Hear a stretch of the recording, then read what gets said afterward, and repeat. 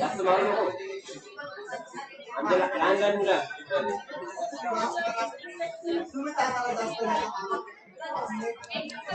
चलिए चलिए चलिए ओके बस कोई अभी बात नहीं करेगा आपस में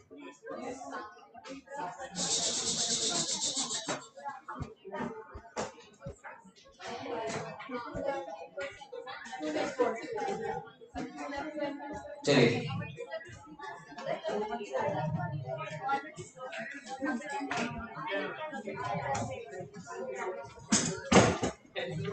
ओके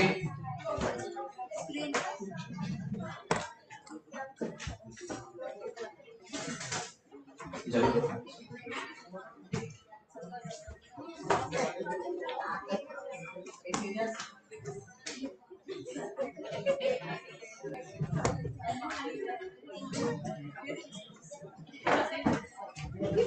ठीक है ओके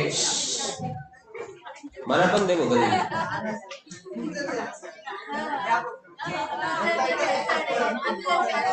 कधी कधी मला पण देत जाय सर्व उरलेले ते खालचं म्हणून एवढं जोरात आला जायला काय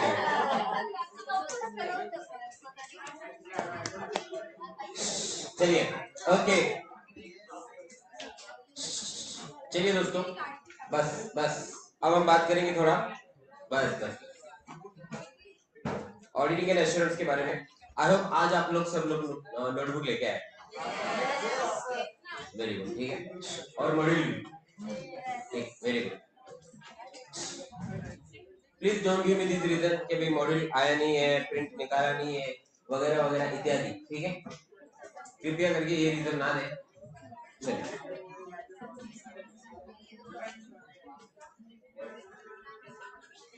ठीक है सर अब तक हमने क्या देखा एक बार क्विकली देखेंगे समराइज करेंगे फिर हम आगे बढ़ेंगे आज के इंपॉर्टेंट पॉइंट के ऊपर सर अपना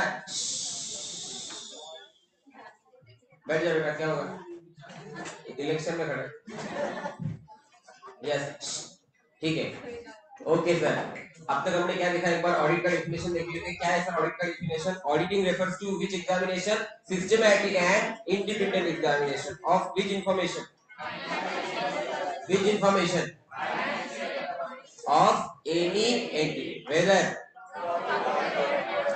when conducted with a view to express an opinion तो हम ऑडिट क्या एक्सप्रेस करने के लिए कर रहे हैं ओपिनियन कितने टाइप के होते हैं पहला कौन सा होता है अनमॉडिफाइड दूसरा कौन सा होता है मॉडिफाइड जब मुझे बोलना है सब कुछ सही है कुशल मंगल है तो मैं कौन सा ओपिनियन दूंगा और जब बोलना है कि सब सही नहीं है तो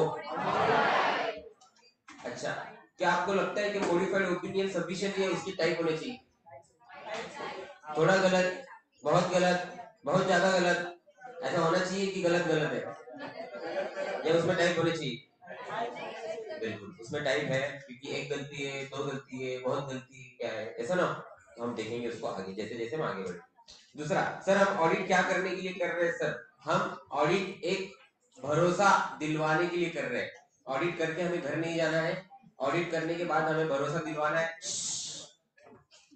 हमारे क्लाइंट्स को यस और उनके शेयर होल्डर्स को इन्वेस्टर्स को बैंकर्स को इन सब लोगों को हमने एक टर्म दिया उसका नाम क्या है इंटेंडेड यूजर्स किसको इंटेंडेड यूजर्स को अपने को अश्योरेंस दिलवाना है कि भाई जिस भी एंटिटी के साथ तुम जुड़े हुए हो in whatever capacity it may be as a investor it may be as a share holder it may be as a banker you may be a government और सप्लायर यस उसमें हर चीज जो है वो ओके है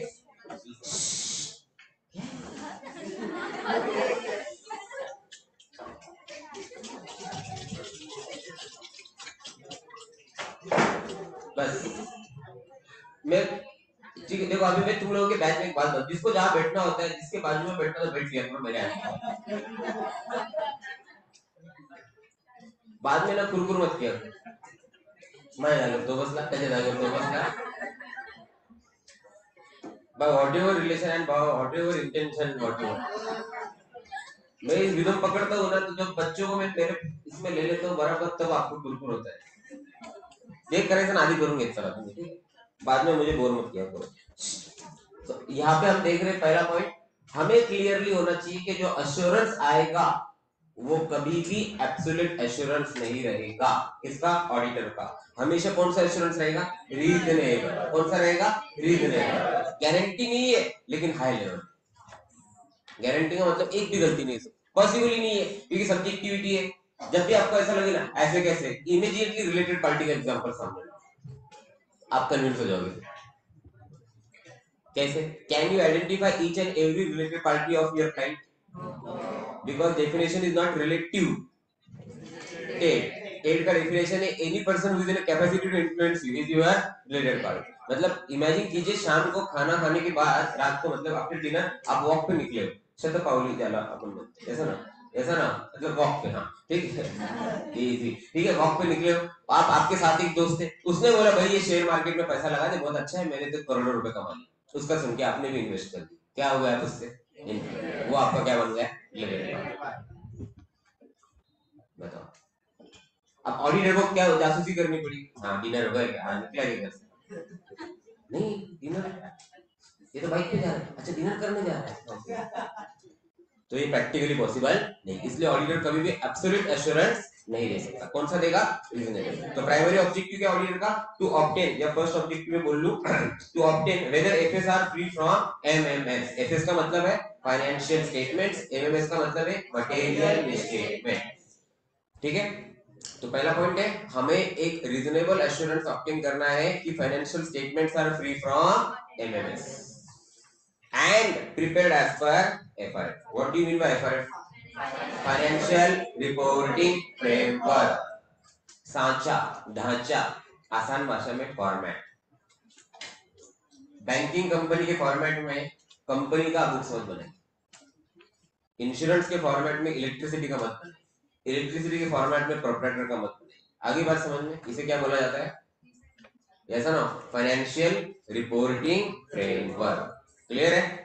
तो ऑडिटर की ये भी जिम्मेदारी कि एफआरएफ के हिसाब से बनेगी। अगर एफआरएफ के हिसाब से नहीं बने तो ऑडिटर क्या, वो ऑडिटर का प्रॉब्लम क्या आता है कि फिर मैनेजमेंट आपको उस फॉर्मेट में डेटा देगा जो एक्सेप्टेबल ही नहीं है यूजर्स को।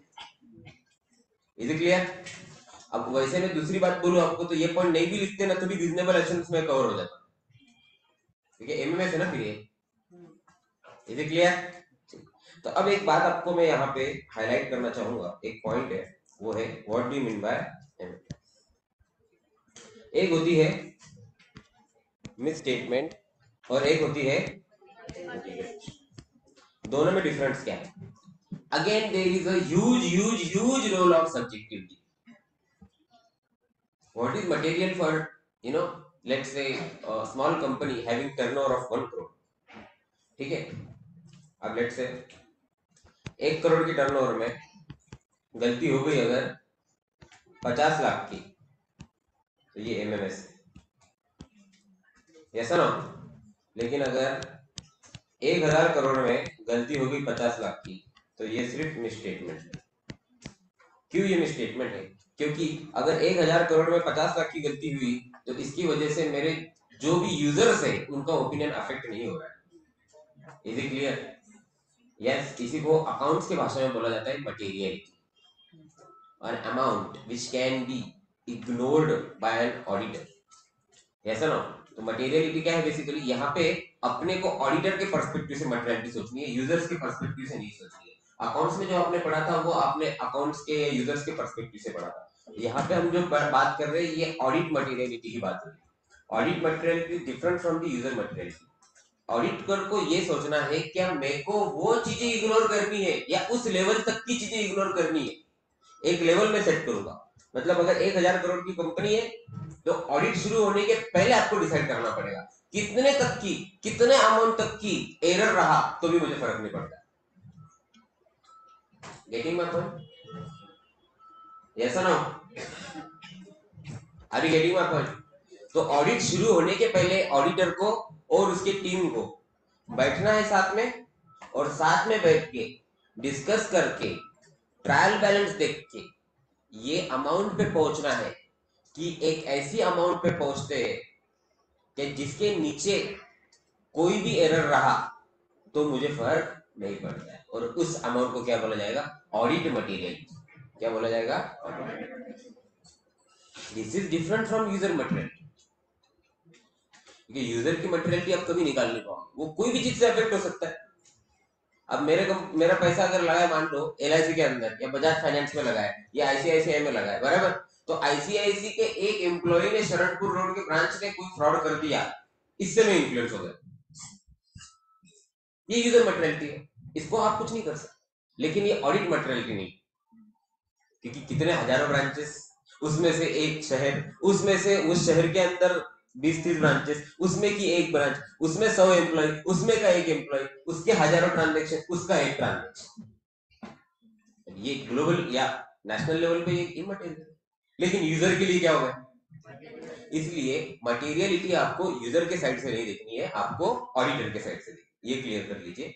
और इसी के ऊपर इंस्टीट्यूट ने बड़ा यहाँ पे एक अच्छा से आपको चैप्टर भी रखा हुआ है, जो हम पढ़ेंगे ऑडिट एविडेंस के अंदर, कॉन्सेप्ट के अंदर, ऑडिट मटेरियलिटी। Is clear? और यही मटेरियलिटी आपको स्ट्रेटेजी के अंदर भी काम में आएगा। तो अब अगर लेमन लैंग्वेज में एक बात पूछो आपको, तो हमारे लिए मिसस्टेटमेंट वही इंपॉर्टेंट है जो क्या है? मटेरियल। क्योंकि जो इमटेरियल है उसे इग्नोर किया तो भी चलेगा। यहां तक सब agree? So can I say only those misstatements are important to me which are material, because those are going to affect auditor's decision. Since now we are not looking for user materiality, we are looking for audit materiality. Is it clear? Second point which I want to ask you, ध्यान से सुनना। Materiality अगर मैंने high set की, hello सब है ना, important discussion चल रहा है। मटेरियलिटी अगर मैंने हाई सेट की तो उस केस में मुझे काम ज्यादा करना है कि कम?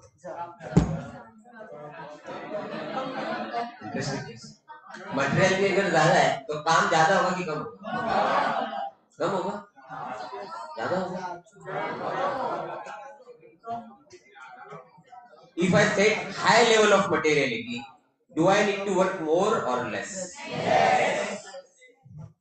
Yes, I have to work less, क्योंकि अब मैं ज्यादा चीजें इग्नोर कर सकता हूँ। तो अगर 1000 करोड़ का टर्नओवर है कंपनी का, मैंने सेट किया क्या, जो भी अमाउंट 10 करोड़ के ऊपर है वही मेरे लिए क्या है? तो मैंने मटेरियलिटी का लेवल सेट किया। कितना सेट किया भाई? तो अब अगर कोई आइटम 7 करोड़ का है ना, तो इसको मैं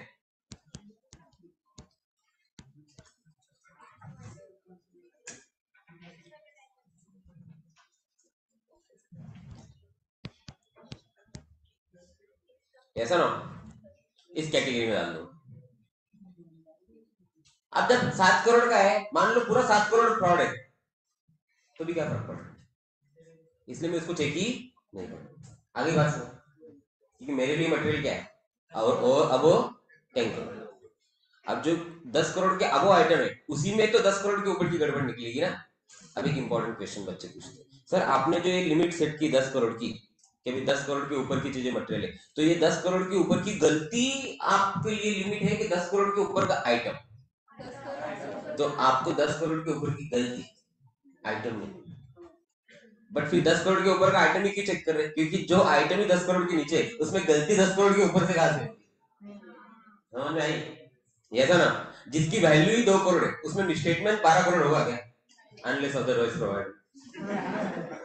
पता नहीं फ्यूचर में क्या हो, आज लॉजिकली तो नहीं बनती ऐसी बात।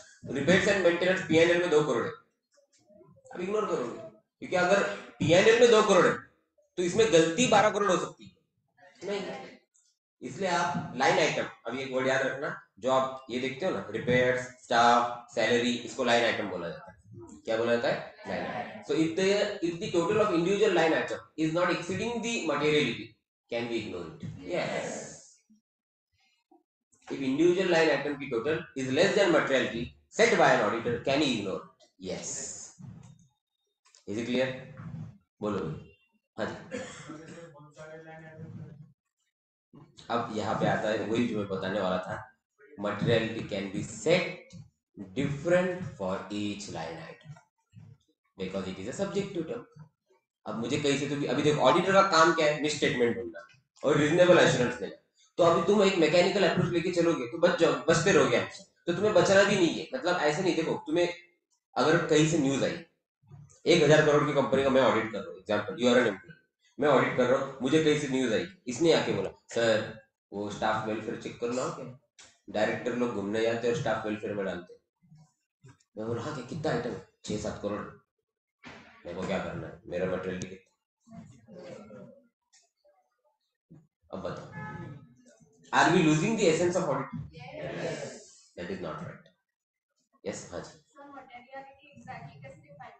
We have to compute, subjective term है, कोई फॉर्मूला नहीं आज तक। आप टर्नओवर के सर्टेन परसेंटेज ले लो, फिक्स, अभी इसके लिए ये पैरामीटर्स होते हैं, अभी मैं बताता हूँ। नई कंपनी शुरू हुई, टर्नओवर दे दो, बराबर, उस केस में बेंचमार्क लेना होगा, बेंचमार्क मतलब बेसिस। तो उस जगह लोग क्या बोलते हैं, फिक्स एसेट को ले लो। एसेट बिल्ड कर रही है ना कंपनी, क्या बिल्ड कर रही है, अरे कंपनी एसेट बिल्ड कर रही है ना, तो फिक्स एसेट को ले लो।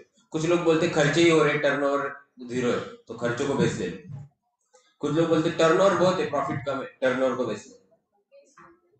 बेस ले लो मतलब उसको सर्टेन अमाउंट से मल्टीप्लाई करो और मटेरियलिटी को निकालो। तो किसको बेस लेना है, उसको मल्टीप्लाई कितने अमाउंट से करना है, ये भी सब्जेक्टिव। हर ऑडिटर अपने अपने हिसाब से डिसाइड कर सकते हैं। तो मैं अगर ऑडिट कर रहा हूँ, हो सकता है कि 1,000 करोड़ के अंदर मुझे लगे 10 करोड़ के ऊपर मटेरियलिटी सेट करनी चाहिए। अब यही मान लो कि जिग्नेश कर रहा है ऑडिट, वो बोलेगा अरे बहुत ज्यादा सेट कर दी गालिब सर ने, 5 करोड़ करो। वही ओम कर रहा बोलेगा नहीं नहीं 50 करोड़ भी चलता है। हम तीनों को जस्टिफाई करना होगा। अगर मान लो कल रेगुलेटर मतलब फ्रॉड हो गया और रेगुलेटर से भी बीएससी एनएससी सीबीआई ईडी आ गए, प्रसन्न सॉरी वेदांत उसमें से, वेदांत ओम को पूछेगा तुमने ये मटेरियलिटी जो सेट की इसका बेसिस बताओ, and if you don't have audit documentation you are behind the bar, because work not documented is work. तुम्हारे पास डॉक्यूमेंटेशन नहीं, मतलब तुमने ऐसे ही ऐसे ही किया, मतलब हो सकता है, प्रोबेबिलिटी। यहाँ तक है सब में, एनी डाउट्स इन दिस? अब एक मास्टर लाइन पूछ रहा हूँ आपको, पहले मटेरियलिटी सेट होती है क्या पहले काम शुरू होता है? पहले मटेरियलिटी सेट होती है, पहले क्या होगी? अब आप पूछिए कि काम के पहले मटेरियलिटी, तो काम मतलब एकदम ट्रायल बैलेंस देखने का, इतने काम है, अंदर नहीं जाना है पूरा, जस्ट ट्रायल बैलेंस देखना है, थोड़ा डिस्कशन करना है। एक मीटिंग होती है, उसे किक ऑफ मीटिंग बोला जाता है।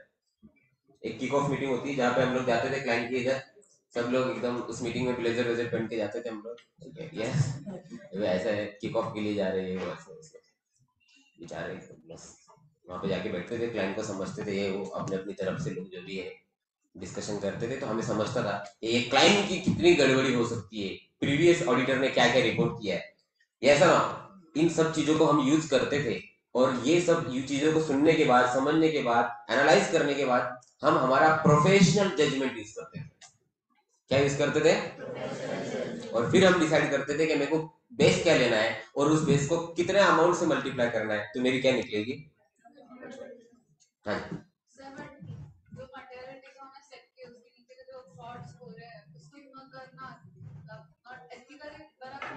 Then how you will do sampling? True. That's why we are providing reasonable assurance.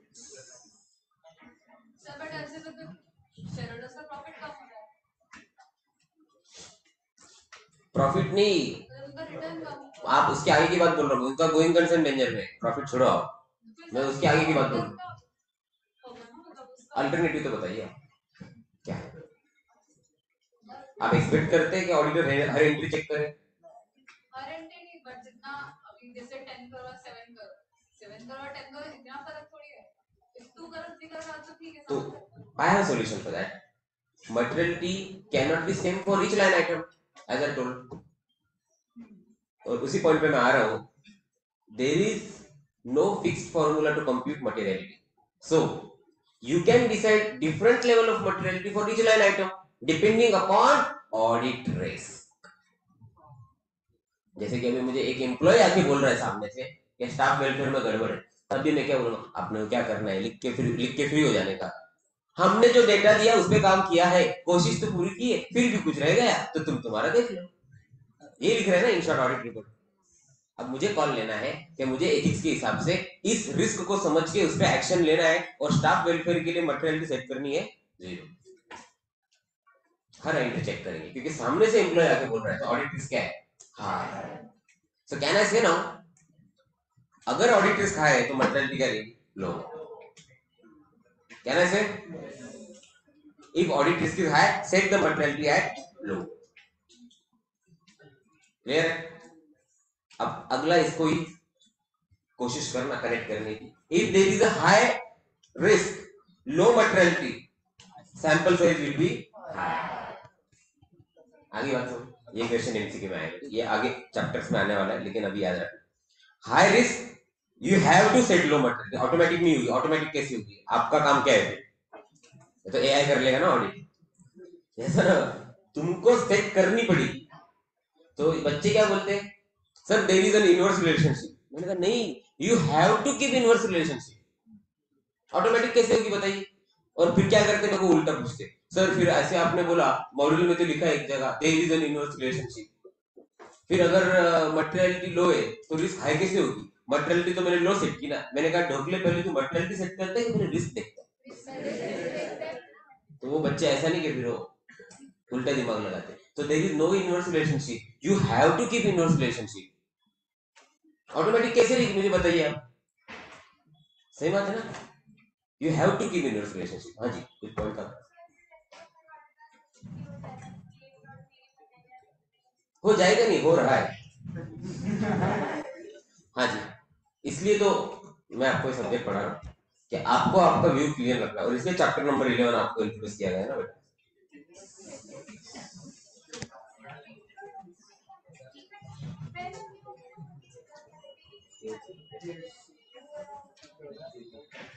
यही तो आपको सीखना है, यही तो आपको सीखना है। हाँ जी,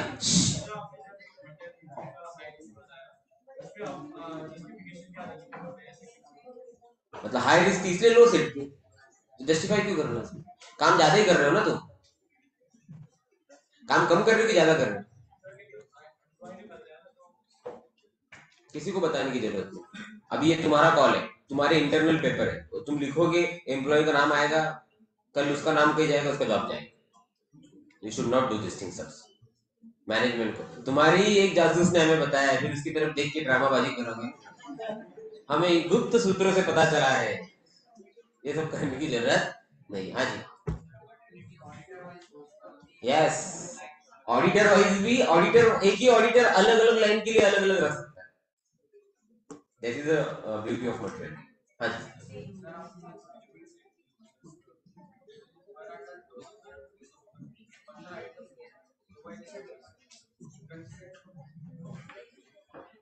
ये मटेरियलिटी मैंने सेट की है, ये मुझे डिसाइड करना है। ये मैं अगर मान ली सैलरी चेक कर रहा हूँ, तो सैलरी के लिए मैं 2 करोड़ करूंगा, मेरा मूड है और मेरे एक्सपीरियंस, इसी को ये जजमेंट है एक तरह से। कोई फिक्स फॉर्मूला, तू बाइक चलाता है बराबर, तो तू बाइक चलाता है तो तू आज तक कभी बता सकता है कि क्या होने के बाद में तेरा स्पीड कितना रहेगा, क्या तू मुझे गाइड कर सकता है, यहाँ से आप निकलोगे 40 पे चलाओ, फिर 42 पे चलाना, फिर 43 पे चलाना, एक क्या होता है तेरे दिमाग में, जजमेंट।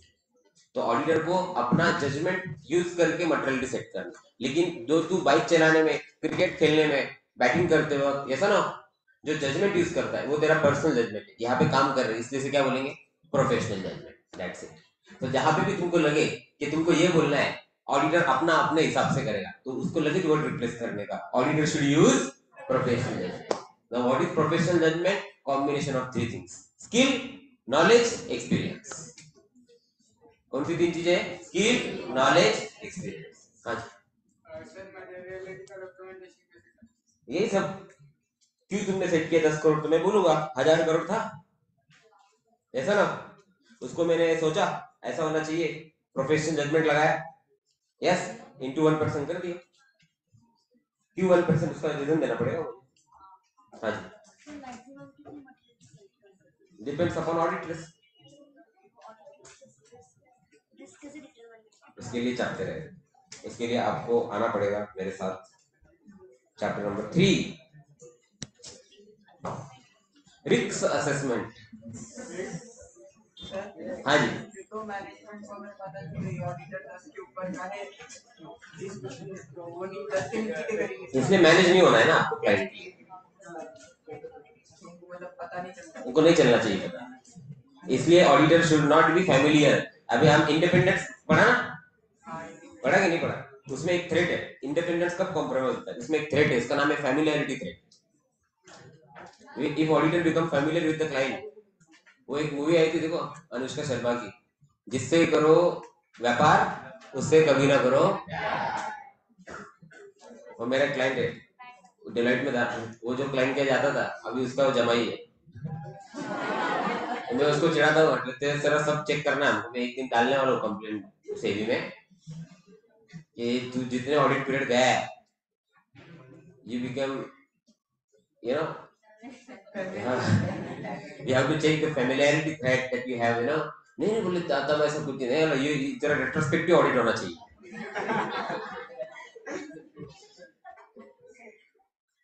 पर यार सच में तेरा जो ग्रोथ है ना उसको मैं मानता हूँ, कैसे देख इधर तू रह लेता तो क्या ही कर लेता, बराबर ही करे, तेरा पैकेज आज होता 70-80 लाख, लेकिन आज तू 100 करोड़ की कंपनी का ओनर बन गया। हाँ नहीं वैसा नहीं मतलब खैर, हाँ देता है। और नासिक का था, अभी उधर ही रहता है, मैंने कहा बढ़िया है यार, ये सही किया तुमने भाई, पर नहीं नहीं वो तसा नहीं बने आ सका, चलो अच्छी बात है जो भी। ओके चलो आगे बढ़े। हाँ जी,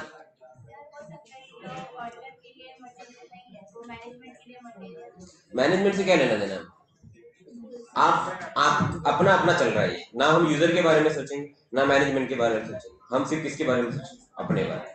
तुमको जो सही लग रहा है उसको जस्टिफाई करके रिकॉर्ड करो मटेरियल। चलिए तो आपको मटेरियल स्टेटमेंट ये कॉन्सेप्ट समझ में आ गया पूरा, ऐसा ना कुछ नहीं है, सिर्फ एक चीज यूज करनी है, professional judgement. Professional judgement is a combination of 3 things, कौन सी? स्किल, नॉलेज एंड, अभी एमएसपीएल होगा, जो भी लोग खेलेंगे ऐसा ना, तो अपने बॉलर्स को ऐसे बोलो यार please use your professional judgement, ऐसे चेयर अप करो, थोड़ा प्रोफेशनल जजमेंट लगाओ ना यार, सही से खेलो, ऐसा ना मतलब क्या, use your skill, knowledge and experience. भारी टर्म मिला ना आपको, is it clear?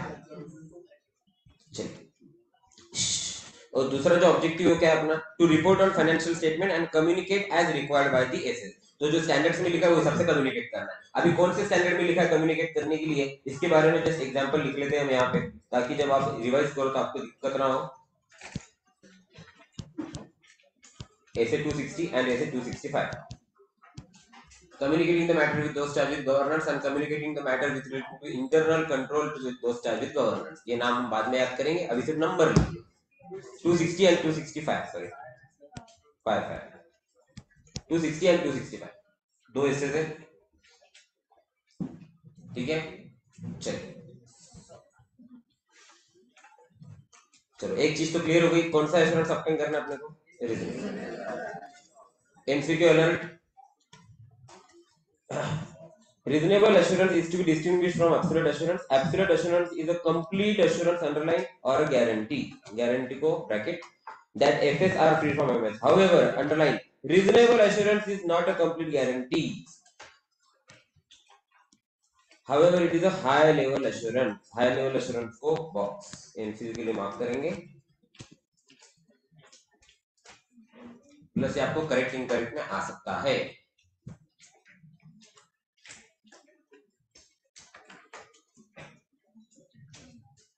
Common mistake, जो बहुत कन्विंसिंग मिस्टेक है, कन्विंसिंग समझते हैं, कन्विंसिंग मिस्टेक जिसके लिए आप कन्विंस हो जाते, हाँ ये तो ऐसे ही होना चाहिए ऐसा। अब बच्चे क्या बोलते हैं, गालिब सर ने बोला था कि एब्सोल्यूट एश्योरेंस मतलब कंफर्म रहेगा, तो जब कंफर्म है तो हाई लेवल कैसे हो, बराबर ना, कंफर्म मतलब हाई लेवल, ऐसा बच्चों को लगता है। तो फिर रीजनेबल कंफर्म से नीचे, तो रीजनेबल हाई लेवल नहीं होना चाहिए, ऐसा बच्चे इमेजिन करते हैं। समझ में आया? तो इसको आपको याद कैसे रखना, एब्सोल्यूट मतलब गारंटी, रीजनेबल मतलब high level. Is it clear? तो आपके मॉड्यूल के सारे वर्ड आ जाएंगे। इस तरह से याद रखोगे ना, क्या होगा कि आप वो भाषा में आंसर लिखोगे जो मॉड्यूल की, और सजेशन कहाँ से बनते हैं? मॉड्यूल से। अनफॉर्चुनेट क्या होता है कि जब कोई भी पर्सन, कोई भी टीचर, फैकल्टी या कोई भी पर्सन जो इस फील्ड में है, वो जब अपना नोट्स बनाता है या एफर्ट्स डालता है, तो वो कोशिश करता है मॉड्यूल को सिंप्लीफाई करके। द रीजन बच्चे ऑडिट में क्यों पास नहीं हो पाते, सबसे बड़ा रीजन, वो मॉड्यूल को सिंप्लीफाई करके अपनी भाषा में लिखता है। बच्चा उस भाषा में पढ़ता है, उस भाषा में लिखता है, फिर इंस्टीट्यूट क्या बोलता है, हमारी लैंग्वेज तुम्हारी लैंग्वेज मैच नहीं होगी, मार्क्स कैसे दें? प्रॉब्लम समझ में आया?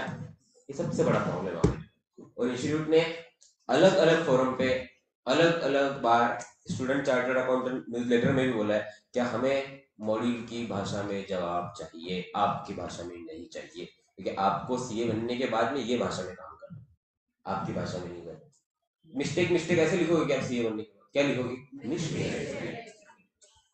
Balance sheet, P and L ऐसे लिखो, फाइनेंशियल फॉर्मेट लिखोगे नहीं, फाइनेंशियल रिपोर्टिंग। गलती गलती, बड़ी गलती बड़ी गलती, बिग मिस्टेक बिग मिस्टेक। क्या होता है बिग मिस्टेक? Material mistake. अरे you have to remember that. Audit of FS is carried out with professional competence and skills in accordance with SS. Audit procedures are applied in accordance with SS. Audit evidence are obtained. On the basis of that, conclusion is drawn and opinion is formed. It leads to high level of assurance, which is called reasonable assurance, but it is not an absolute assurance. ठीक. Misstatement in FS can occur due to fraud or error. ये पता है हमें. Auditor seeks to obtain reasonable assurance whether FS as a whole are free from MMS or not. He has to see the effect of MMS on FS as a whole. बिल्कुल देखेंगे sir. Obtaining reasonable assurance that FS is as a whole are free from MMS enables auditor to express an opinion on whether the FS are prepared in all material respects in accordance with applicable FR. अब एक बात आप note कर रहे होगे, आपको समझ सब रहा है, लेकिन लिखने के लिए चैलेंज कितना दिख रहा है। अब बच्चे गलती क्या करते होते हैं, वो कोशिश करते कि हमें से याद कर, कभी नहीं कर सकते, और वो कोशिश ही उनकी अलग हो जाती है। इसलिए आपको ऑडिट में आशय पे ध्यान देना है, अक्षर पे नहीं देना। समझ में आ गई बात? कंटेंट पकड़ो, कंटेंट कंटेंट पकड़ लिया आपने और हाईलाइट किए हुए वर्ड समझ में आ गए तो बस रिप्लेस कर। गलती हुई तो ऑडिटर ने ध्यान देना चाहिए। In case there are chances of misstatement, auditor should use professional judgment. आई बात समझ? Yes or no? Remember, memorize the content, not the actual words. Yes? तो ये कंटेंट याद रखिए, कीवर्ड्स ऐड कीजिए, सेंटेंस तैयार। क्लियर? आ रही बात समझ? Very good. The opinion is reported and communicated in accordance with auditor's findings through a written report. ये जो है हम अलग चैप्टर में पढ़ेंगे, जिसका नाम है audit report. Subsequent part of the chapter में भी हम आएंगे थोड़ा थोड़ा, ठीक है? अब ये हर चैप्टर के नीचे नए सिलेबस जो है उसके मॉड्यूल में एक अच्छी चीज है ओवरव्यू। इसके अंदर ओवरव्यू दिया है, ये आपको रेडीमेड रिवीजन है। आपको याद है कुछ लोग वो last minute revision, last minute reminder, अलग अलग चीजें पब्लिश करते, देखो 13 घंटे के मैराथन लेक्चर डाल देते यूट्यूब पे, ऐसा ना कुछ करने की जरूरत है।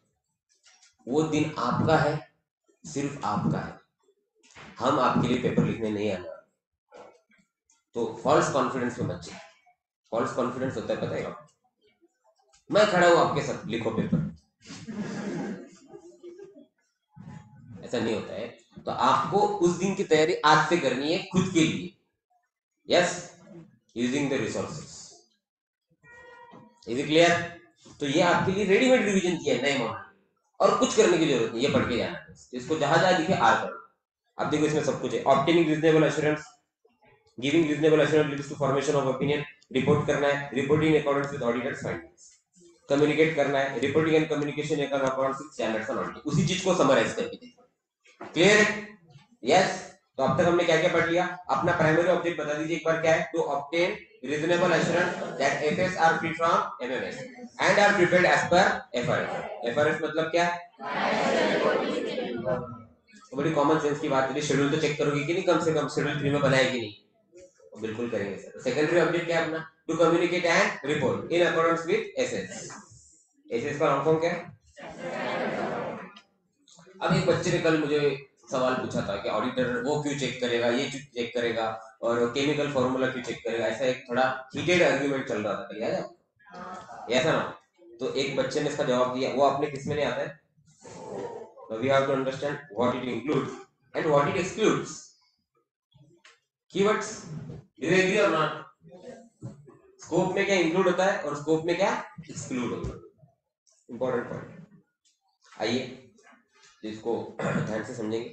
It refers to range or reach of something. The purpose of audit is to enhance the degree of confidence of intended users in the assets. Degree of confidence मतलब उनको भरोसा आना चाहिए. बैंक जब लोन देता है तो आपके ऑडिट रिपोर्ट पे देता है, तो बैंक को आप पे क्या आना चाहिए कि ये क्लाइंट जो है सही है. क्यों सही है? क्योंकि साइन किसने किया है? सीए ने किया. आप यकीन नहीं मानेंगे, एसबीआई में मेरे क्लाइंट का ऑडिट रिपोर्ट गया था, उसमें मैंने क्वालिफिकेशन डाला हुआ था. क्वालिफिकेशन मतलब मॉडिफाइड ओपिनियन का एक टाइप. जब आप ऑडिट रिपोर्ट को मॉडिफाई करते हैं तो उसका एक टाइप होता है क्वालिफाइड ओपिनियन. मॉडिफाइड ओपिनियन का एक टाइप क्या है? Qualified opinion. तो उसमें मैंने क्वालिफिकेशंस डाले थे, जो रिमार्क्स. क्या रिमार्क डाले? We have not physically verified cash as on 31st March. We have not physically verified inventory as on 31st मार्च.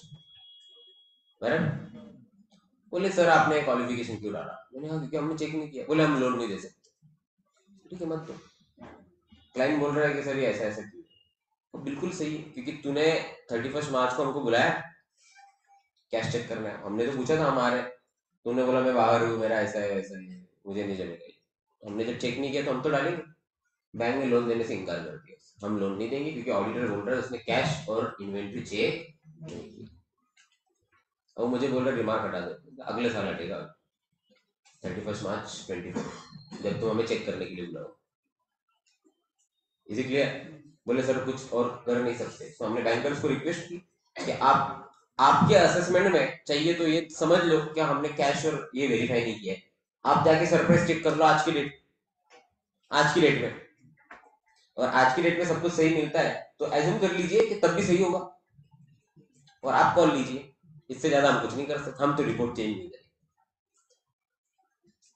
तो जो काम उसका आसानी से होने वाला था बोरोवर, अब वो क्या आसानी से हो रहा है? क्योंकि बैंक को क्या नहीं है, क्योंकि ऑडिटर ने रिपोर्ट क्या कर दिया? क्वालिफाई.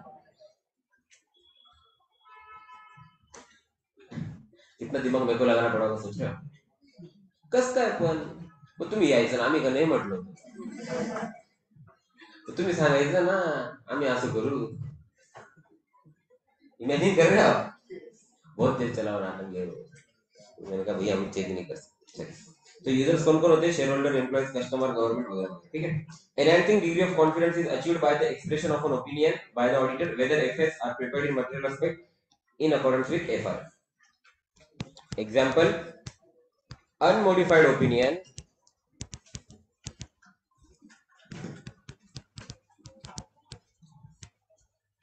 gives more confidence.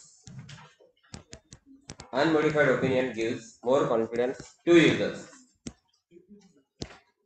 कौन सा ओपिनियन? अनमोडिफाइड.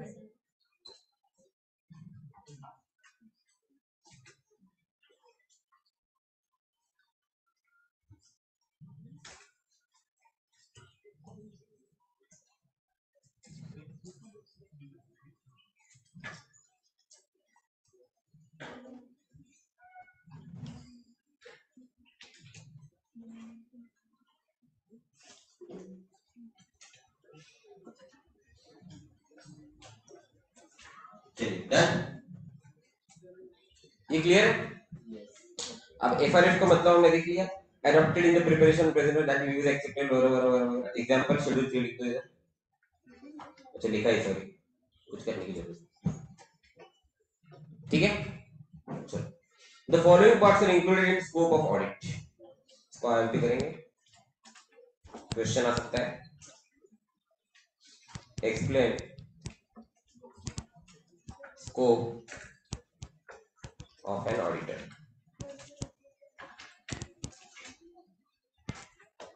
क्या एक्सप्लेन कीजिए आप?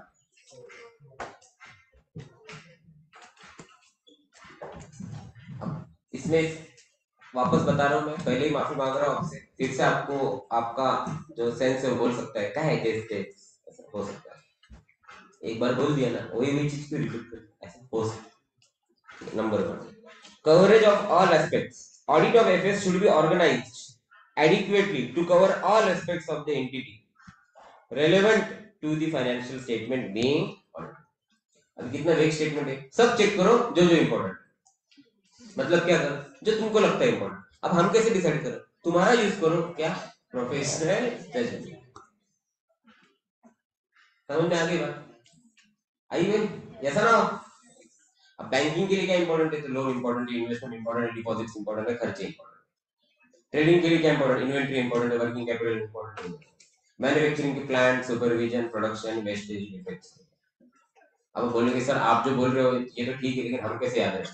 मैं बोल रहा हूँ मेरे प्रोफेशनल जजमेंट के हिसाब से, आप बोलोगे आपके एक्सपीरियंस के हिसाब से, तो दिस विल वेरी, इसलिए इंस्टीट्यूट ने सेव किया है, आपको नहीं पूछेंगे इसके अलावा, वो इतने पूछेंगे जो बुक में। Clear? Next, reliability and sufficiency of FR. The auditor should be reasonably satisfied that information contained in underlying accounting records and other source data like bill, voucher, etc. is reliable and sufficient. अब एक important point है, ये बहुत quality point है।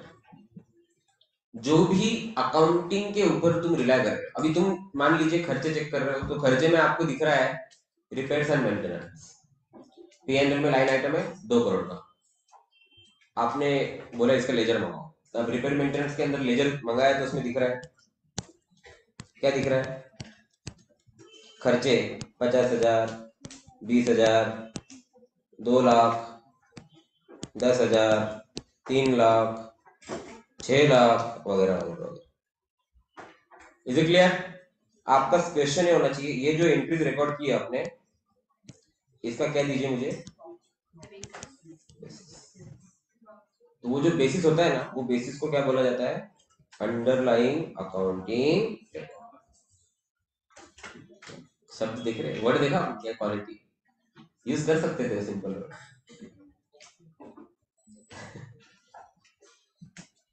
Are you there? Yes ना, यहाँ पे लिख दीजिए डॉक्यूमेंट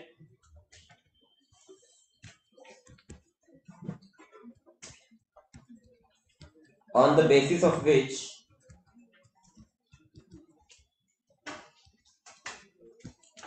entry passed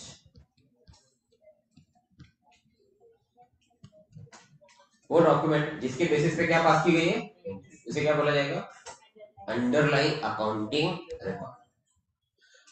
रेंट के केस में क्या डॉक्यूमेंट होगा, रेंट पता, फिक्स एसेट के केस में इनवॉइस, टैक्स इनवॉइस,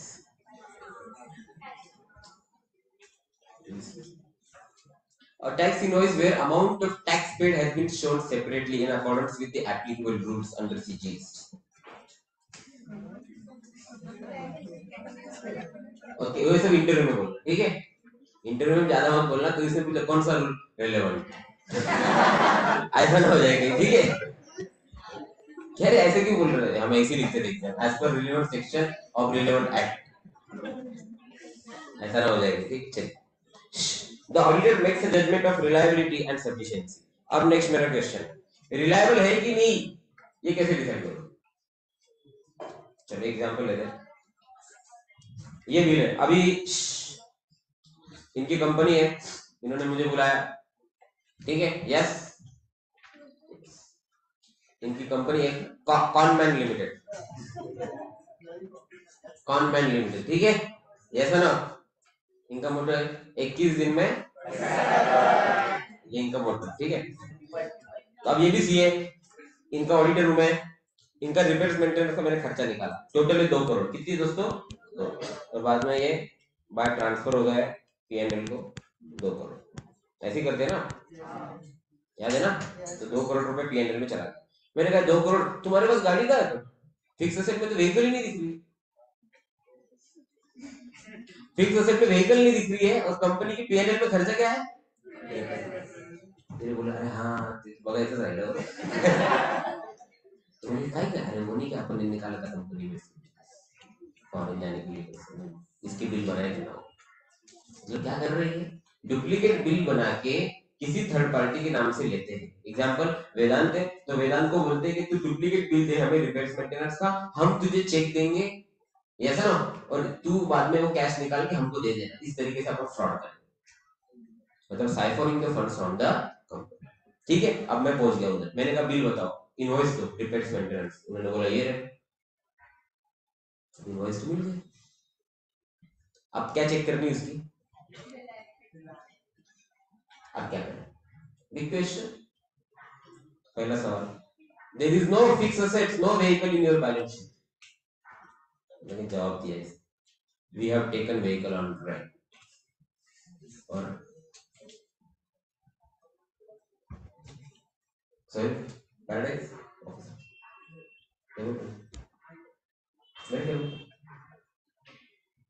कार में से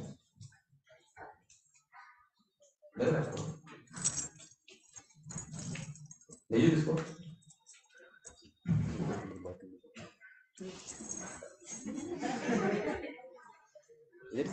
ड्राइवर साहब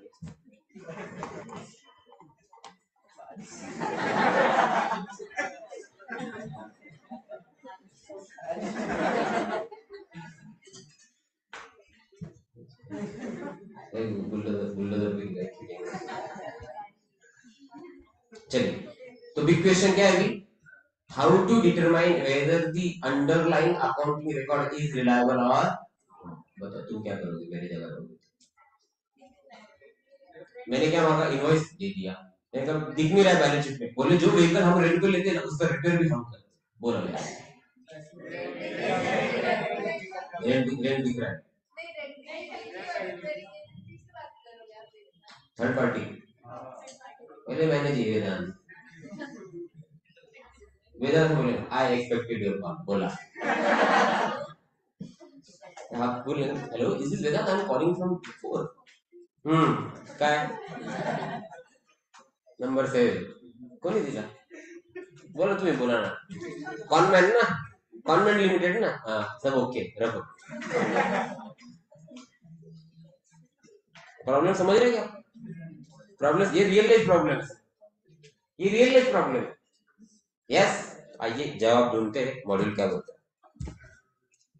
The auditor makes a judgment of reliability and sufficiency of FI by making study and assessment of what accounting system and internal controls and by carrying out appropriate tests, inquiries and procedures. अब इसका solution क्या, practical solution क्या, मैं जब convent limited का audit कर रहा हूं तो मैं देखूंगा कि बाकी चीजों में क्या चल रहा है, मतलब रिपेयर्स में गड़बड़ थी तो एक पॉइंट को लेके कंक्लूजन पे मत जाओ, उसको M+ करके रखो कैलसी के जैसे, इधर गड़बड़ है ठीक है बगो यार। दूसरे आइटम में आता है स्टाफ वेलफेयर, कितना स्टाफ है सर, हम 22 लोगों का स्टाफ, 40 करोड़, 40 करोड़ का खर्चा 22 लोगों में, स्टाफ खुश तो हम खुश थे, स्टाफ को अपने यूरोप टूर पे भेजा, कौन सा स्टाफ है इसमें, तो आपके नाम दिख रहे हैं, रिफ्रेश फैमिली के साथ, भाई ये डायरेक्टर का पर्सनल खर्चा जो क्या नाम से गया है, स्टाफ वेलफेयर, इसको भी M+ करो। तो इतनी जगह पे गड़बड़ी मिल रही है, तो ये मेरा स्टडी बताता है कि कंपनी के इंटरनल कंट्रोल प्रॉपर नहीं है, सिस्टम भी गलत है, और इंक्वायरी से पता चला कंपनी में गड़बड़ है। तो अब भले ही मुझे रिपेयर्स मेंटेनेंस के तुम सारे वाउचर बिल क्लियर दे दो, still I will come to the conclusion that internal controls are not operating effectively, management is not doing their job properly, and accounting system is also incorrect, personal expenses has been booked as the company expenses, hence I am well within the capacity to modify my opinion. is it clear?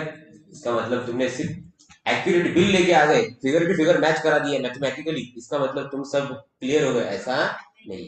Auditor पूरी inquiry करेगा, study करेगा, assessment करेगा, फिर conclusion पे आएगा, समझेगा। इसके लिए इन्होंने पहले ही खुद को सेव कर दिया और बोला ऑडिटर ने क्या यूज करने का अपना कोई फिक्स्ड फॉर्मूला नहीं, क्योंकि कॉन्वेंट के साथ जो हुआ, आपने आर्टिकल शीट में ये सीखा, जब खुद प्रैक्टिस शुरू करोगे तब नया केस आएगा, तब आप आपके प्रिंसिपल को नहीं पूछ सकते सर काय करायचं तुम्ही ते सांगितलंच नाही ना. सर बोले कि बेटा मेरा काम था तेरे को ट्रेनिंग देना, मैंने दे दिया, अब तू तेरा क्या यूज कर. आगे बस. Is it clear? Any doubt still no? तो रिलायबिलिटी और सफिशिएंसी कैसे डिसाइड करनी है यहाँ पे लिखेंगे, ये पॉइंट के बाजू में इधर लेफ्ट में. How to decide reliability and sufficiency.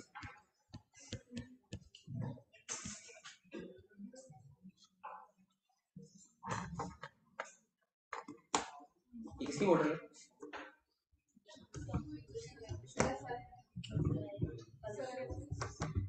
दूसरे का. ठीक, डन.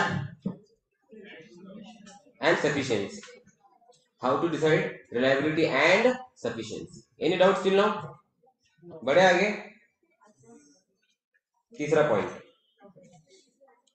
आपको चेक करना है कि मैनेजमेंट ने सब पूरी इंफॉर्मेशन का क्या किया होना चाहिए दोस्तों, प्रॉपर डिस्क्लोजर. क्या किया होना चाहिए? अब प्रॉपर डिस्क्लोजर में क्या क्या आता है, ये जनरल पॉइंट है. वेदर रेलेवेंट इंफॉर्मेशन कुछ क्लियर नहीं है. जो इंफॉर्मेशन रेलेवेंट हो, क्या रेलेवेंट है वो तुम तुम्हारा देख लो. अभी रेलेवेंट में एग्जांपल क्या क्या आ जाता है, रिलेटेड पार्टी,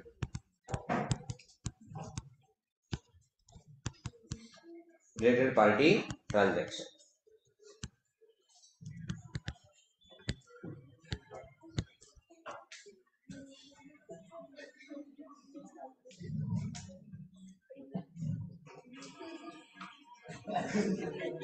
ये रॉयल रंबल दिख रहा है क्या? स्कूटी में गाना बजता है, मतलब स्कूटी के ऊपर बैठ के गाना सुन रहा है क्या? क्या स्कूटी के अंदर चला रहा है? अंदर क्या चलता है भाई? कौन सी स्कूटी है? सच में ऐसा है क्या? नहीं, मैंने ओला कभी देखी नहीं है, चला गया ऐसे कुछ. चलिए मेरे भाई आगे बढ़ते हैं. क्यों करते हैं हम ये? It is done by ensuring that FAS properly summarize transactions and events recorded therein and by considering the judgments made by management in preparation of FAS. ठीक है, any doubts? चलो. Auditor event management is responsible. Underline करना है पूरे paragraph. Management is responsible for preparation and presentation of FAS. Makes many judgments in process of preparing FAS. For example, choosing appropriate accounting policies. अब आपको पता है inventory के लिए कौन सी मेथड रिकमेंडेड है और वेटेड. अब फीफो ले या वेटेड एवरेज ले, क्या ऑडिटर होशियारी मार सकता है या it is at the management description? तो मैनेजमेंट का जजमेंट है कि नहीं. और एक खतरनाक पॉइंट देता हूँ मैं, चलो आज उसके बाद आप कभी ये सवाल ही नहीं करोगे कि ऑडिटर सब कुछ क्यों नहीं बोल सकते. एक कंपनी है, उसका टर्नओवर 100 करोड़. कितना है? 100 करोड़. उसके रिसीवेबल से 50 करोड़. कितने हैं रिसीवेबल? कितने हैं? 50. 100 करोड़ का टर्नओवर है, रिसीवेबल कितने? 50 करोड़. कंपनी का प्रॉफिट है 40 करोड़. सर्विस इंडस्ट्री में 40 करोड़. Okay okay. 60 से 65% जीपी होता है, एनपी 40%. ओके ओके ठीक है. आगे जाए, थोड़ा एक्सप्लेन कर रहे हैं लोगों को, इसलिए अच्छा एनपी निकल रहा है.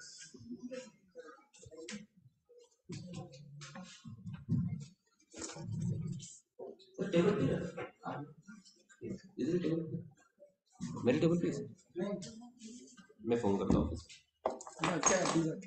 आप नीचे देखो, मैं चेतन को बोलता हूँ सचिन के लिए क्या. सचिन है ना, सचिन उसके केबिन में होगा, वो मेरे केबिन में आया था, कुछ डॉक्यूमेंट थे आपके पास.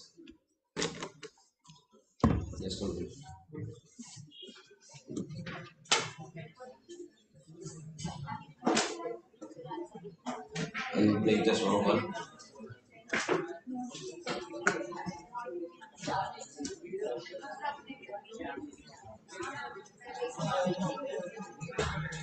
सचिन चे टेबल वर डॉक्युमेंट आहे का? रेराचे.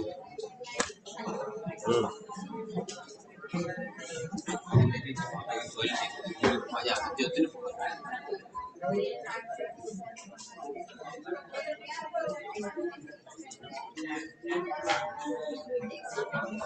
हाँ तेच तेच आहे ना.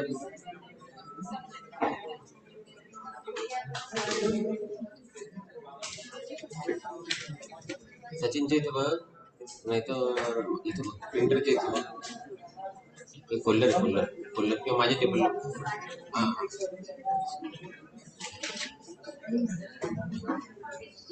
हां, ते दुसऱ्यांना कॉल करून दे. चलो ओके डन. यस चलिए.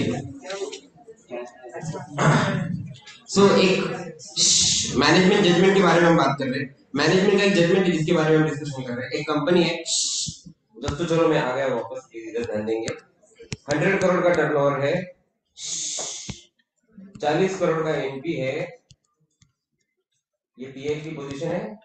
डीएस में ये है कि सन्ड्री रिसीवेबल है 50 करोड़. ठीक है. अब मैनेजमेंट बोलता है यार अपने को अपना जो शेयर होल्डिंग है ओके वो और बढ़ाना है जरा. अपन ने बहुत शेयर मार्केट में दे दिए, तो अपने लोगों को बोल के जरा उठाते हैं. बोले सर अभी अपना करंट मार्केट प्राइस चल रहा है कंपनी का 550 रुपये, बहुत ज्यादा है, गिराते ना इसको, इस क्वार्टर में गिरा दो. Let's manipulate. कैसे करेंगे, गिराओ price. Make provision for bad and doubtful debt 30 crore. कितना आ गया, कितना आ गया 10. अब ऑडिटर पहुंच गया उधर, ये क्या है, ये गलत है, ये आपने सही नहीं किया. बोले 1 मिनट, क्या है, रोना बंद करो. क्या 30 करोड़ का प्रोविजन डाल दिया आपने, प्रॉफिट मैनिपुलेट कर रहे हैं आप, ये गलत है, ऐसे है वैसे है. Auditor before quarterly results also auditor has to review, and auditor has to review the financial statement, not to audit. This is called as limited assurance, not a reasonable assurance. ये कौन सा assurance है, limited assurance, जिसको LR बोलते हैं, limited review. तो सुना होगा जो आपके फ्रेंड्स होंगे, उनको पूछो भी लिमिटेड रिव्यू, नहीं LR कर रहा हूँ, limited review, limited assurance. Is it clear. अब ये सिचुएशन, तो मैं ऑडिटर को मैं बोल रहा हूँ सर ये आप गलत कर रहे हैं, ये सब मैनेजमेंट है कॉनमैन वाले, मैं बोल रहा हूँ ये गलत कर रहे हो. ये मैं बोल रहा हूँ क्या गलत कर रहे हो, हमारे डेटर से हमें लग रहा है नहीं आएगी, we are just following the concept of prudence, conservative. ये सिखाता है ना अपना अकाउंट्स, कंजर्वेटिव रहो, prudence. Anticipate loss is not the gain, we are anticipating the loss. हमें लग रहा है कि भी मार्केट टाइट है, हो सकता है 50 करोड़ में से 30 करोड़ ना आए, इसलिए हमारे शेयर होल्डर को ट्रू पिक्चर दिखाने के लिए हमने 30 करोड़ का प्रोविजन किया है. इसमें क्या गलत है. मैं क्या बोलूं, नहीं आप प्रॉफिट मैनेज कर रहे हैं सर, आप प्रूव करो ना हम प्रॉफिट मैनेज कर. Are we inflating sales, are we inflating profits, we are just trying to show the true picture to our share holders. Sir यहाँ पे गलत कर रहे हैं, सर आगे तो बोलो कुछ दूसरी लाइन. यस ये आप गलत कर रहे हैं. मैंने ऑफ द रिकॉर्ड एक शेयर होल्डर को पूछा डायरेक्टर, क्या भाई क्या है, एक बात बोलूं कि भाई हमको शेयर्स लेने थे, इसलिए बॉस ने बोला है ये क्वार्टर गिरा दो, सीएमपी आएगा 410 420 उठाएंगे हम, फिर मान अगला क्वार्टर देख लियो, क्यों कलेक्शन अच्छा होगा, प्रोविजन रिवर्स करने वाला, जो करने का थे वो कर लो एज ऑडिटर. कुछ नहीं कर सकते, ये आपका इनहेरेंट लिमिटेशन है एज एन ऑडिटर. ये बोल रहे हैं ना इस साल हमें लग रहा है कि रिसीवेबल नहीं है. अब मैंने बहुत दिमाग लगाया, तो ये क्या बोलेंगे पता है, जो कि चलो ठीक है तो आप लिख के दो एज एन ऑडिटर क्या ये डेट्स जो ये बैड नहीं होगी, समझे आप लिख के दो कि ये डेट्स बैड नहीं होंगे, इसलिए management was ready to make the provision, we suggested them not to do so. और ये इतने दिन यही एक दो को बोलेंगे हेलो हाँ ऐसा ईमेल करो, we are not going to give the money. कौन मरेगा, और ये प्रेस रिलीज कर देंगे, we were trying to make the provision, auditor issued us this certificate not to make the provision. Later on, our debtors refused to make the payment. That's why we could not show the correct picture, and the current market price falls. And SEBI shall take strict action against such kind of people who are not allowing us to follow the accounting principles.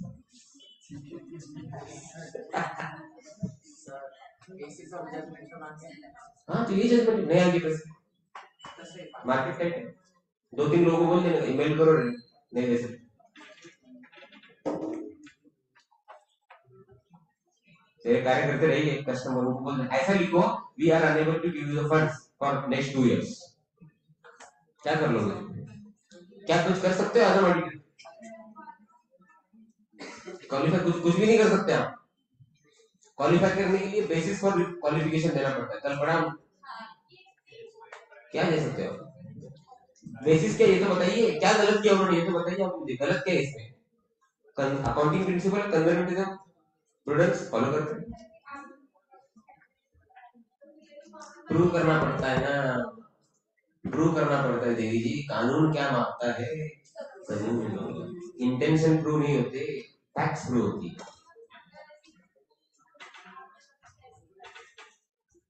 वो नहीं करते, उनके कार्यकर्ते करते हैं। उनके कार्यकर्ताओं को कैसे रोके? पहले तो हमको पता नहीं ना रिलेटेड पार्टी कौन है। उनका उनका टेलीग्राम पे ग्रुप होगा, गैर है, उस पे 2 ही मैसेज आते हैं, विकार है और गैर है, दो ही मैसेज आते हैं उसमें बस। फिर वो लगे मावा किंग से लेके तो साउथ इंडिया तक उनके कार्यकर्ते रहते, उत्तर प्रदेश से लेके तो नीचे गैर है। ऐसे तो बैंक्स की जो एनपीए प्रोविजनिंग है वो भी मैनिपुलेटेड है। एक्चुअली बैंक्स ये चक्कर में नहीं है, उनको कुछ मैटर नहीं करता। बैंकों का पेड़ भरा हुआ, उनको इसमें इंटरेस्ट नहीं, मैनिपुलेशन। यहाँ पे जो जो रेटर मतलब अपने को बोल रहे कि पेमेंट दे देंगे, उनको पोजीशन में चेक कर सकते हैं फाइनेंशियल। तो उसको ऑडिटर है क्या? मैं पूछ रहा हूँ, उसका ऑडिटर है तू? फिर सर हाँ अगर ये कंपनी लिक्विडिटी टाइम्स किया मतलब प्रोविजन बनाए नेगेटिव बैलेंस होती है वैसे कर देते हैं, तो फिर ऑडिटर को ये तो और ग्राउंड्स पे पे कर सकते हैं। नॉट ऑफिशियल, उनका एक ही क्वेश्चन रहेगा, गलत क्या किया? शेयर होल्डर को उल्टा कम बताया ना, कम बताने में कोई दिक्कत है? ज्यादा तो नहीं बताया, ज्यादा दिखा के अट्रैक्ट किया है क्या? कम बता के रियल पिक्चर बताया ना, तो गलत क्या है? ये इशू आता है। चलिए, any doubt still now? Sir तो वो ऐसा मॉडिफाइड ओपिनियन दे सकते नहीं दे सकता। बेसिस क्या है मॉडिफाइड ओपिनियन का? हर साल ऐसे ही करते हैं, price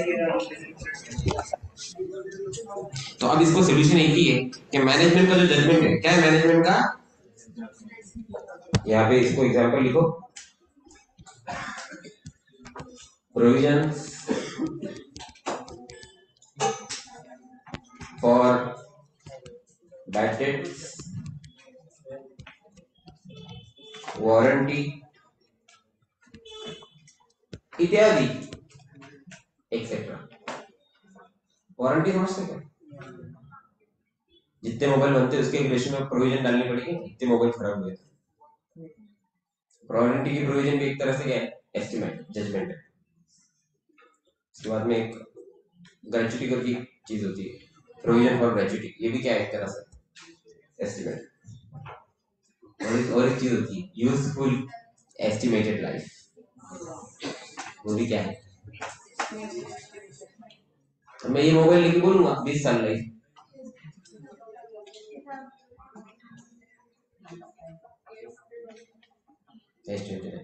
provisions and contingent liabilities. Is it clear? तो अब आप, ये चैलेंज है आपके सामने, आप कल ये देख रहे हैं आपका काम कितना चैलेंजिंग है एज एन ऑडिटर। मजा है ना? तो चैलेंज, यही तो बात है, ये अपना काम है। जेन्युइन आर्टिकलशिप की तो समझता है ये सब, उसके लिए करनी पड़ती है आर्टिकलशिप। ये पहले तो ये बता, पप्पन ऑफिस है तिकडच जाए। उल्टा मैं उल्टा बोलूंगा, अगर आपकी किसी भी रिलेटिव का ऑफिस है अंकल का, उधर मत करना, आप कंफर्ट जोन में रहो। उधर कब आना? लॉजिक भी है, कोई दूसरी फर्म में जाओ, अच्छी फर्म में, वहां से सीख के आओ, तो वहां की 4 चीजें आप आपके फर्म में अप्लाई करो। हरी बात सुनो, उसमें आपका फायदा है ना, उधर इज्जत भी रहती थोड़ी, हे बाहेरून आला इथला असता माझ्या समोर तो सीधे झाला, याला काय रिस्पेक्ट द्यायचं, काय पाणी आणलं, इज्जत रहती थोड़ी। चलिए, तो अब ऑडिटर ने करना क्या है? मैनेजमेंट की जजमेंट को इवैल्यूएट करना है, और अगर जैसे इसने बोला तो बार बार कर रहे हैं लोग, तो तुम्हारे पास एक पैराग्राफ है, हम आगे पढ़ेंगे, एम्फेसिस ऑफ मैटर पैराग्राफ। और पढ़ेंगे हम। मतलब without qualifying the report you can attract the users attention. Hello, बहुत इंपॉर्टेंट पॉइंट बता रहा हूँ। एक ऐसा पैराग्राफ है ऑडिट रिपोर्ट में जिसको मैटर ऑफ एम्फेसिस बोला जाता है। क्या बोला जाता है? मैटर ऑफ एम्फेसिस, मतलब स्ट्रेस, इस पॉइंट के ऊपर ध्यान दो, इस पॉइंट पे ध्यान दो, उसको बोला जाता है एम्फेसिस।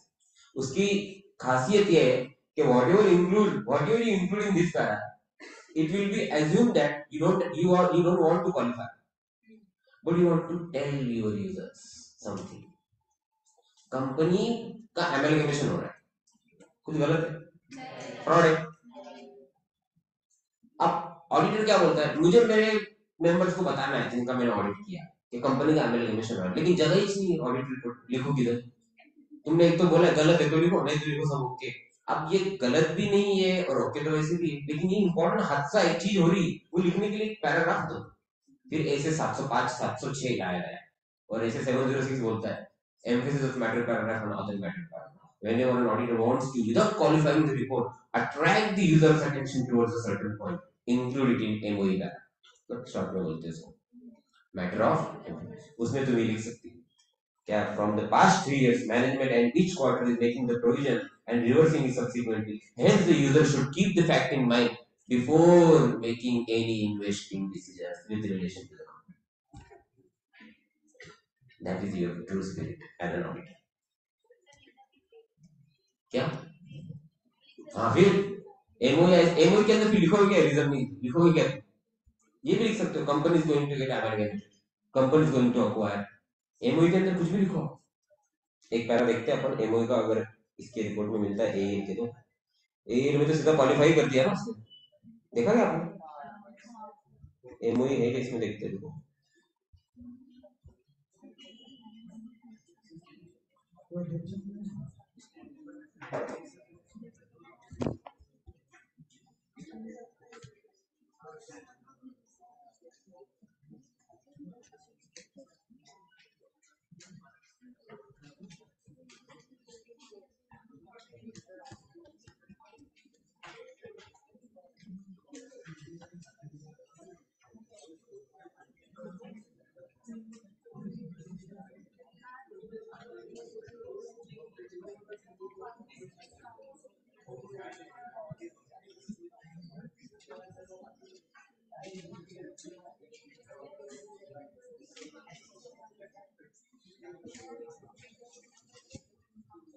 ठीक है चलो मैं बताऊंगा आपको किसी और रिपोर्ट में, इसमें कुछ है नहीं है वो, वैसे उन्होंने देना तो चाहिए था वैसे। ठीक है,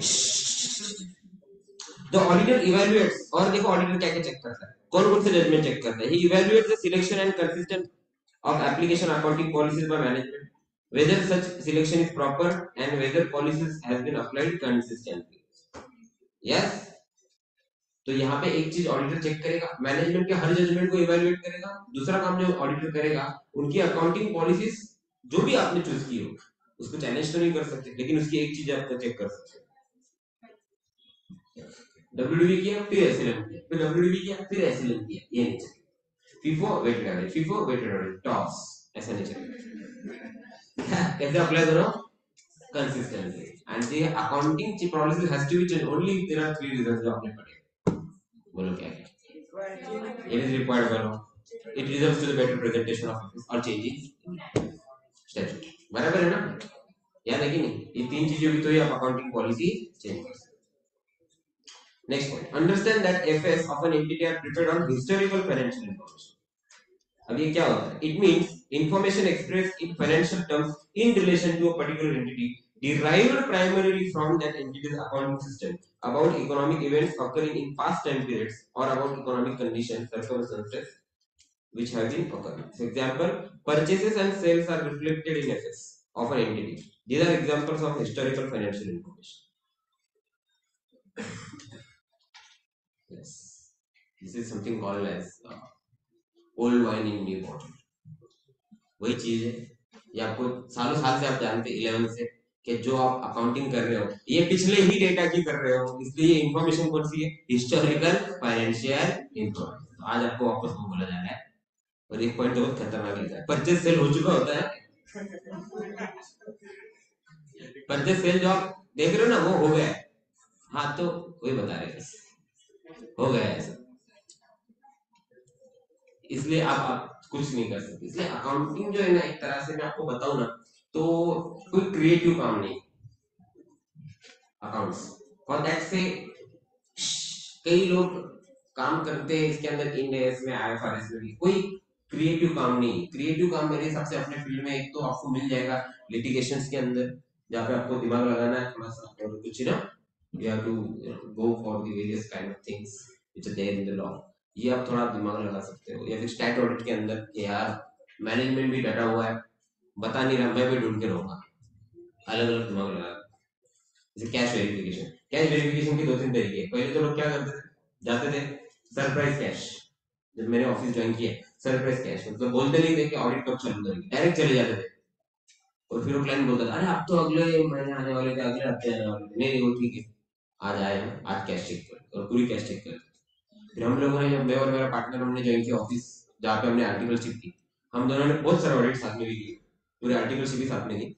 हम लोगों ने नया टेक्निक लाया, हम लोग ब्रांच में जाते थे, और जितनी भी वहां पे रखे होते थे पैसे, उसमें से कुछ कुछ पैसे हर नोट की बंडल से निकाल लेते थे। 500 का 1000 तक हुआ करती थी, ऐसा ना, 100 200 जो भी। तो मान लीजिए कि इतना उन्होंने रखा है बॉक्स पर, हर में से थोड़े थोड़े पैसे निकाल, वो पैसे निकाल के सील पैक इन्वेलप में बंद करता हूँ। वो इन्वेलप जो है उसको सील पैक करके मैनेजर के कैबिन में रहेगा, जहां पे आप ऑडिट कर रहे हैं, आपकी नजर होनी चाहिए उधर। अरे दैट ऐसा ना, जब डे एंड हो जाएगा तो उनको बोलो अभी आप कैश क्लोज कर दो। तो जब कैश वैश होने के बाद में जितना कैश का फिजिकली शॉर्टेज होना चाहिए, उतनी कैश का होनी चाहिए एनवलप में, आपको काउंट करने की जरूरत नहीं। समझे नहीं ऐसा ना? सच्ची हमसे असं केलं, आम्ही लोकांना कामाला लावतो, आपने कभी कुछ चेक किया? उनको पता चला कितनी, हमको भी नहीं पता होता है कितनी कैश इन्होंने रैंडम निकाल लेती, इधर से इधर से इधर से इन्होंने को डाले, पता नहीं हमको, स्टैम्प करके सील करके रख देंगे एक ड्रॉर जहां पे आप बैठे हो। डे एंड होता है, वो बोलते हैं सब दिन खत्म हो गया, ब्रांच अभी हम घर जा रहे हैं, कैश टैली करके करो कैश टैली।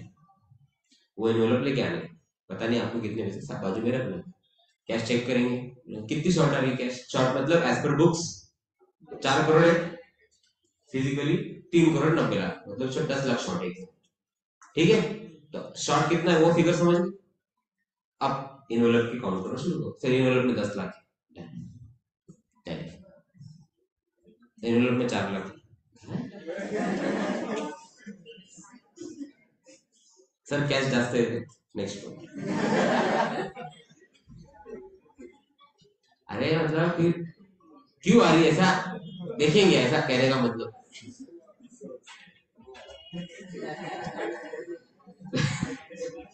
चलिए, since FS are prepared on the basis of historical financial information, it is logical that audit of FS is also based upon such FI.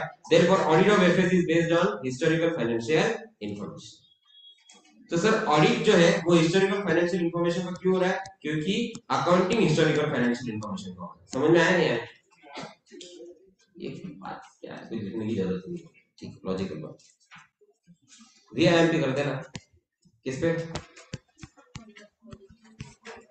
What it does not include. Do you agree that it is important? ये important है, काय नाही करायचं हे कसं ते मग tension free होऊन जातं ना माणूस। एक काम कमी,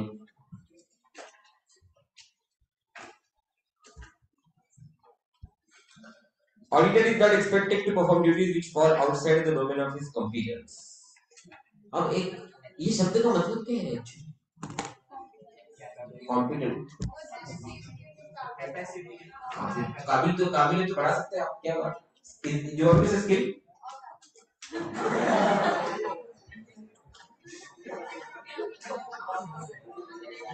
Will you please elaborate?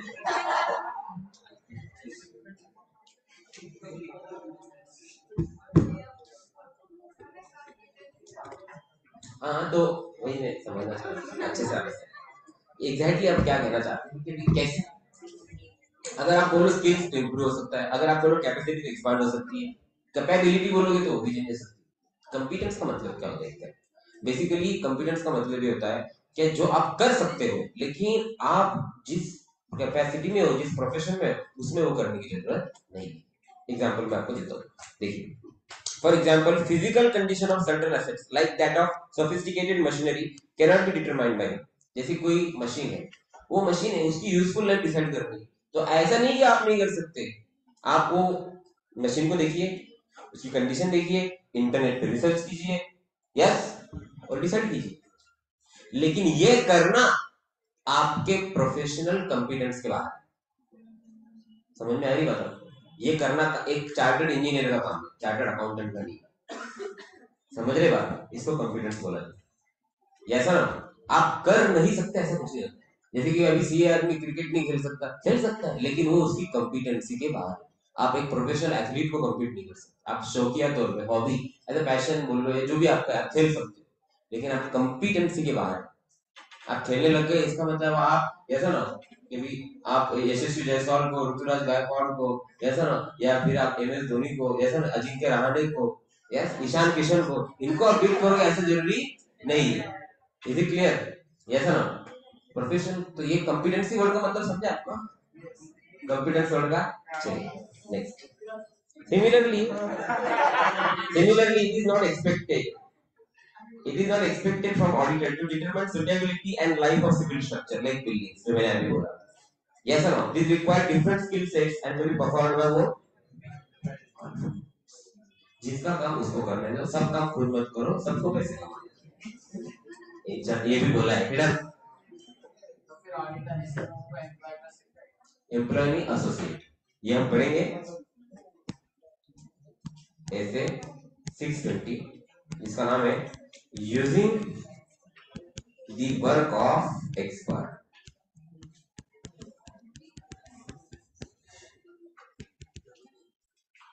जो काम तुमको नहीं आता, इसके लिए किसको यूज करो? और एक्सपर्ट की व्याख्या, डेफिनेशन ये है, a person who is an expert in any field other than accounting and finance. क्यों ऐसा बना होगा? ये तो वो नहीं, ये तो क्या बोलेगा पता है? ऑडिट लिए कर, I have outsource the audit as per SA 620 to an expert. तू क्या कर रहा था? Outsource.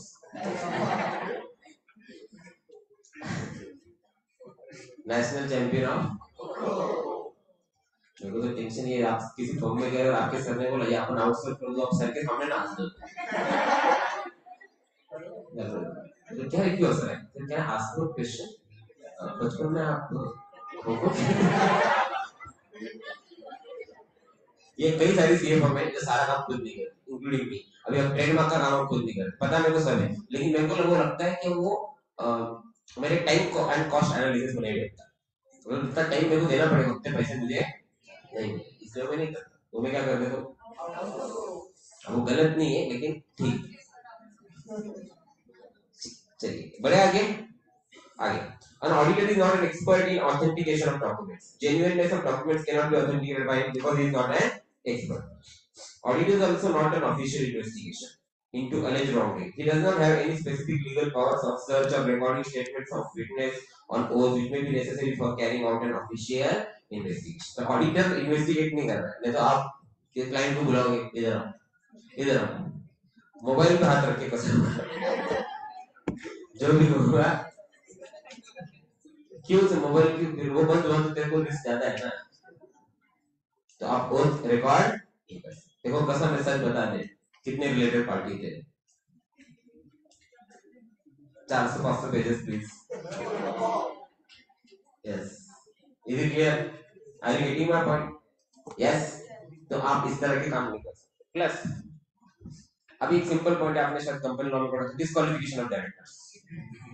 His moral turpitude, involving moral turpitude, ऐसा ना, या फिर adjudicated insolvent वगैरह वगैरह, इस तरह के लोग, या फिर उसको imprisonment हुआ है, yes, या उसका unsound mind है, ये सब disqualified directors।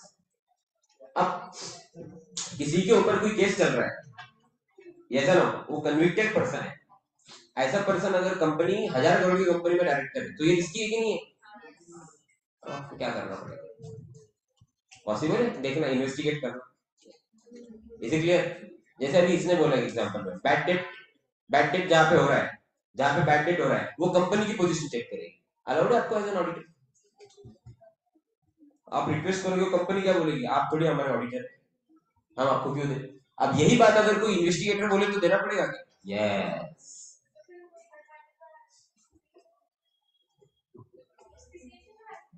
उसका सीन क्यों बताएगा तुम?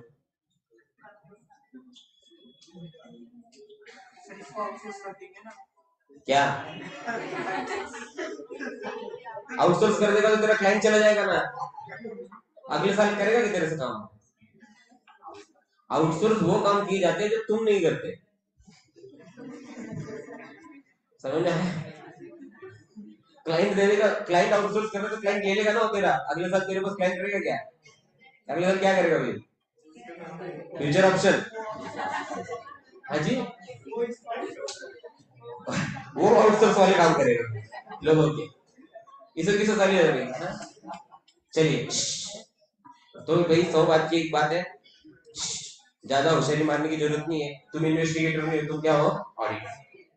इसलिए तुम डायरेक्ट क्लाइंट को या डायरेक्टर को ये नहीं बोल सकते हमें खबर मिली कि तुमने अभी अभी कंपनी से 2 करोड़ कैश निकाल लिया, तो दरवाजा तोड़ के दया दरवाजा तोड़ के नहीं कर सकते। Is it clear? Is it clear और not? You cannot even ask your client to remain present in an office beyond office hours. Of course नहीं कर सकते। गुड़गांव में हम ऑडिट करते हैं, उधर लेडी अकाउंटेंट है, उसको मैंने बोला कि मैडम आपको आज ये सब खत्म ही करना पड़ेगा, मुझे जाना है कल मेरी फ्लाइट है, तो it's not my problem. It's okay, we are just requesting. ठीक है, क्या करूं मैं? कैन कंपेल क्लाइंट, ऐसा ना तेरी फ्लाइट में तू जा अभी, इन शॉर्ट ऐसा। मैं ऑफिस एक दिन तो 6 साढ़े 6 बजे बोले I am going 6:30 only, how will finish the work and all, no I have to go. Cannot, you are not an investigator, you are just an auditor, तो आपकी कुछ लिमिटेशंस है, उसके अंदर रह के काम करना। So audit is distinct from investigation. It is a critical examination. Audit investigation क्या है? Critical examination with a special purpose. और generally investigation तब होता है जब fraud हो चुका होता है। Are you there? Yes or no? Audit के अंदर अभी तक fraud मिला नहीं है, और हो सकता है कि हो भी ना। Agreed? So audit is different from investigation. For example, if fraud is suspected and it is specifically called upon to check the accounts whether fraud really exists or not, तो यहाँ पे लिखेंगे इस पैरा के बाजू में, investigator comes in picture only when fraud occurred. OCCURRED, occurred. occurred बोले क्या? occurred, बराबर पहले बराबर बोलो।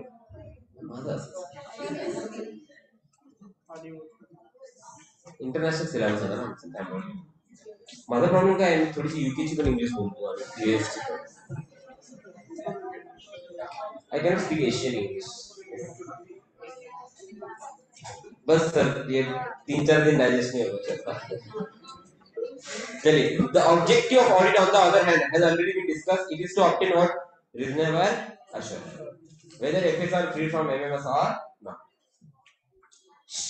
तो ये हमने क्लियर देख लिया। तो अपने को स्कोप में क्या क्या करना है सर? सब काम करना है। क्या चेक करनी है? रिलायबिलिटी एंड, और क्या चेक करना है? डिस्क्लोजर। अरे बोलो भाई। यस, नेक्स्ट, रिस्पॉन्सिबिलिटी किसकी रहेगी? हमेशा बोलो, प्रिपरेशन एंड प्रेजेंटेशन। अरे बोलो, हमेशा जिम्मेदारी किसकी होगी मेरे भाई? तो क्या मैं ये बोल सकता हूँ अगर कोई फ्रॉड मिलता है और ऑडिटर की जिम्मेदारी आ गई, मतलब मैनेजमेंट पे 100% आई? यस, मैंने मैनेजमेंट, मैं वही पूछ रहा हूँ, ऑडिटर की इंक्वायरी शुरू हुई मतलब मैनेजमेंट जेल में है, ये आप कंफर्म पकड़ो, समझे? ऑडिटर की इंक्वायरी बोल रहा हूँ, सिर्फ इंक्वायरी शुरू हो गई मतलब मैनेजमेंट ऑलरेडी जेल पहुंच गया, ये आप समझ लो बात। क्लियर है?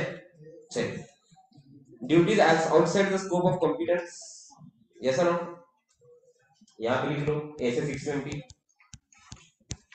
जो काम तुमको नहीं आता उसके लिए लोग हायर करो, हायर तो नहीं बोलूंगा, associate to be specific. For example एक मुझे क्वेश्चन आया है, अगर आप किसी एक्सपर्ट को हायर करते तो उसके प्रोफेशनल चार्जेस कौन देगा? मैनेजमेंट के ऑडिटर। कितने लोग बोल रहे हैं मैनेजमेंट का काम अपन ऑडिट किसके लिए कर रहे हैं सर? हम ऑडिट किसके लिए कर रहे हैं? नहीं नहीं, एक मिनट, यहाँ पे दो चीजें अलग अलग। जब आप मैनेजमेंट बोलो तो खर्चा मैनेजमेंट का, जब ऑडिटर बोलो तो खर्चा ऑडिटर का। रियम्बर्समेंट नहीं, पकड़ लो, रियम्बर्समेंट वाला लॉजिक बोलो। खर्चा ऑडिटर करेगा कि मैनेजर? कितने लोग बोल रहे हैं ऑडिटर? कितने लोग बोल रहे मैनेजमेंट करेगा? एक तो 50% करेगा। नहीं, बुरा करो ना फिर। एक दो तीन चार पाँच छह, क्यों भाई मैनेजमेंट क्यों? उसका कर ऑडिट क्यों, ऑडिटर क्यों बोल रहे हो आप लोग? उसको रिपोर्ट देना है सर।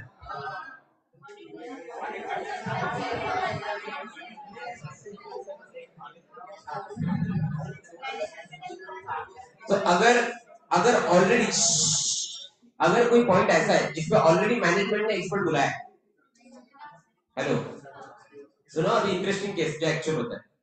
कोई बिल्डिंग है, सॉरी कोई मशीन है, 20 करोड़ की मशीन, हाई वैल्यू।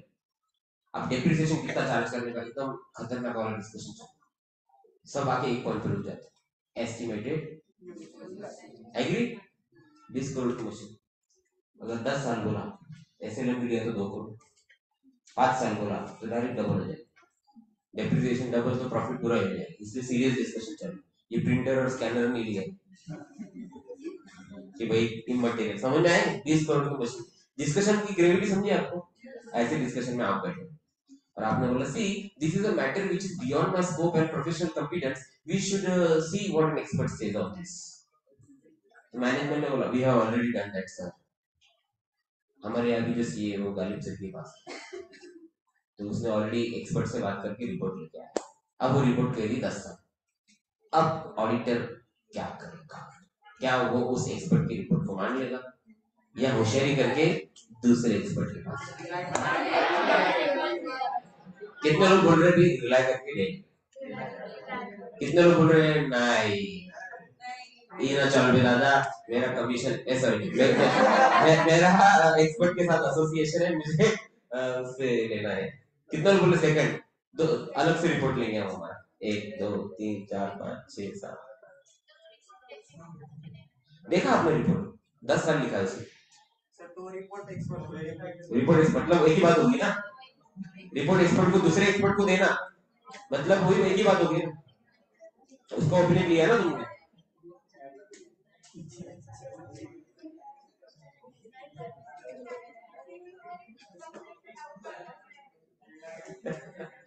तो यहाँ पे यूज करना है आपको प्रोफेशनल जजमेंट। इन शॉर्ट, जहाँ पे भी इंस्टीट्यूट को लगता है क्या अपने पास कोई फॉर्म जवाब नहीं, वहाँ पे इंस्टीट्यूट क्या बोलता है, तुम्हें तुमसे पाऊँ क्या? इसको स्टैंडर्ड लैंग्वेज में क्या बोलते हैं, यूज प्रोफेशनल जजमेंट। तो इसको ये ऐसे 620 में जो लिखा गया है वहाँ पे आपको बता देता हूँ। Auditor should evaluate the results of the management expert and accordingly decide whether to use own expert. क्या करने का? शुड डिसाइड अकॉर्डिंगली, जो मांगाने का कि नहीं, he should decide case to case using his own professional judgment। ना ही audit report या इस चैप्टर में या 620 में कॉस्ट के बारे में बोला है। तो ये तुम्हारा स्किल है, तुम वो पैसे मैनेजमेंट को देने बोलते हो या अपनी फीस बढ़ा के एडजस्ट करते हो। Is it clear? हाँ जी, तुम कन्विंस करो मैनेजमेंट, जो मैनेजमेंट का वो तो मैनेजमेंट देगा, उनका लेकिन तुमको उनका नहीं चल रहा है ना, तुमको अपना चाहिए एक्सपर्ट। तुम्हें लग रहा है मैनेज हो गया,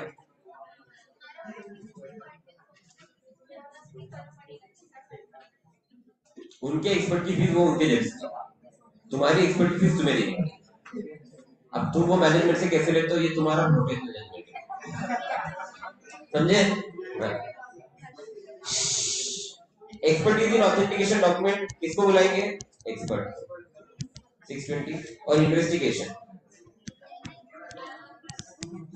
audit is different from investigation. चलिए दोस्तों, यहाँ तक किसी को कुछ दिक्कत है क्या? मजा आ रहा है? Yes. चलिए अब टेस्ट योर अंडरस्टैंडिंग पे जाते हैं, क्योंकि यहाँ पे लिमिटेड इंस्टीट्यूट के पास क्वेश्चन बैंक इन सिलेबस का आप लोग एक्सपेक्ट कर सकते हो कि टेस्ट योर अंडरस्टैंडिंग नाम बदल के एग्जाम में आना है।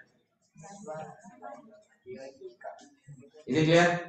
तो लालजी भाई क्या कहना है? Purchased shares of company listed on NSE, the audited FS of the company provide picture of healthy FS performance having robust turnover, मतलब अच्छा, low debt, good profit, rare to see this days. अच्छा turnover, कम कर्जा, अच्छा profit, is it clear? Rare to see. On the above basis, he is absolutely satisfied that money invested by him is safe and there is no chance of losing money. Do audited results and audit reports company provide such assurance to investor like Lalji bhai? Is thinking of Lalji bhai correct or no? देखो, जो दिया है उसके हिसाब से decide करो, फालतू में होशियारी मत सोचो। जो दिया है आपको इसके बारे में, इसके अंदर ही सोचो। अभी जो सिनेरियो दिया है इसके हिसाब से लालजी भाई भरोसा कर सकता है क्या? तो जवाब है हाँ। हाँ, तो ऑडिटेड की बात करो, ऑडिटेड एथिक्स। ऐसा है, he is absolutely satisfied that money invested by him is safe and there is no chance of losing money. देखिए, अब इसमें दो चीजें हैं। ये आप बोल सकते हो कि भी ऑडिटर जो है वो रीजनेबल एश्योरेंस देगा। क्या देगा? Reasonable assurance. तो आप उसको ये मत बोलो कि भाई देखो तो ऐसा है कि तू ये मत सोच, लेकिन हमें एपरेंटली कुछ गलत भी नहीं। तो अब आपका वो प्रिकॉशनरी ऑलवेज यूज करो ना, सुरक्षा को। Then invest money invested by Lalji bhai according to this fact are same. However, हमारा एश्योरेंस क्या है? रीजनेबल। Is it clear? इतना आपने को डिस्क्लेमर देना है, लेकिन गिवन फैक्ट्स के अंदर हमें कुछ गड़बड़ नहीं दी, पर इतना याद रखो कि हमारा एश्योरेंस कैसा है? रीजनेबल। यहाँ पे लिख देंगे, in short money is safe but Lalji भाई should keep in mind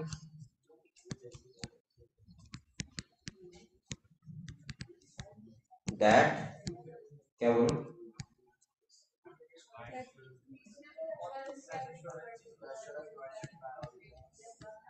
reasonable assurance is provided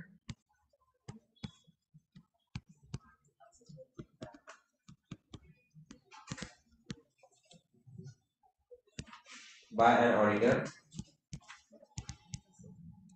and not a guarantee in short. ठीक है? तो एकदम ऐसा बिल्कुल हम गारंटी के साथ नहीं बोल रहे कि कुछ नहीं होगा, तेरे पैसे को हम बैठे, कोशिश हमने की है, हमें कुछ मिला नहीं। Is it clear? Any doubts?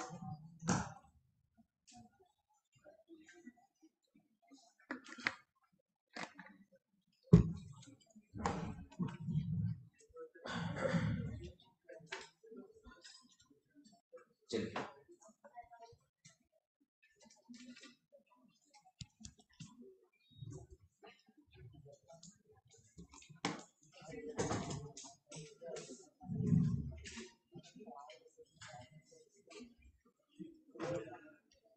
Any doubts?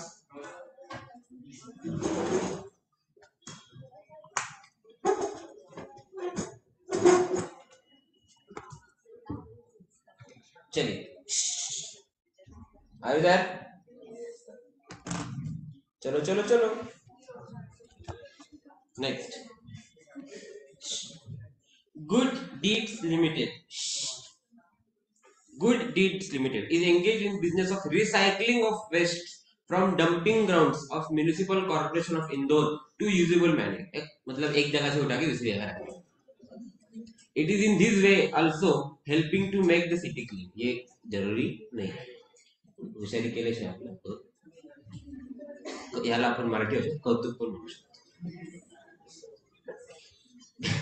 During the course of audit by Zoha and Zoha, a firm of auditors, it is observed by auditors that company has received a notice from Central Bench of National Green Tribunal. अच्छा, tribunal होता है कि tribunal होता है? तो आप लोग मत बोला करो ट्राइब्यूनल। अब नेशनल ग्रीन ट्राइब्यूनल क्या चक्कर है?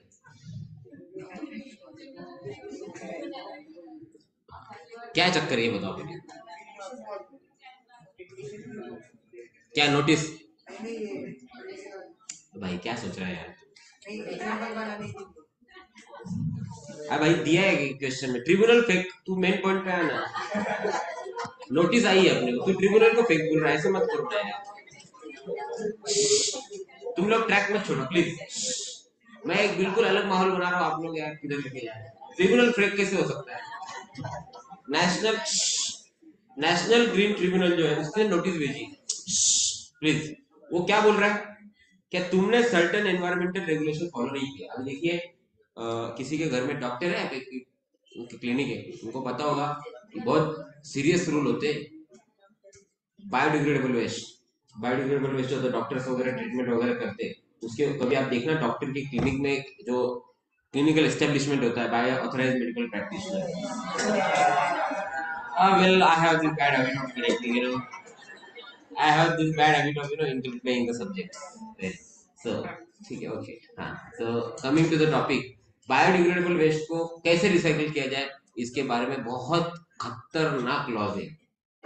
मतलब अगर मैंने एक सिंगल कंप्लेंट भी कर दी ना, क्या कोई एक पर्टिकुलर पर्सन था, उसकी कोई सर्जरी हुई और कुछ वहाँ की जो चीजें हैं वो डॉक्टर्स ने प्रॉपर बायोडिग्रेडेबल वेस्ट के रूल्स के अनुसार नहीं की, हेवी फाइन है, 2 लाख 5 लाख 10 लाख ऐसे फाइन डॉक्टर्स। आई बात समझ में? यस। और ये सब जो मैटर चलते वो कहाँ चलते? National green tribunal. अब ये पेड़ है, इसके सामने पेड़ है, ये पेड़ को अगर आके कोई थोड़ा सा भी यहाँ पे टच कर दे या मेरे को लगे कि ये तोड़ने की कोशिश कर रहा है, 3 लाख रुपए फाइन है जगह, 3 लाख एनएमसी की तरफ से। एनएमसी है इधर इधर गया तो गया कहां से?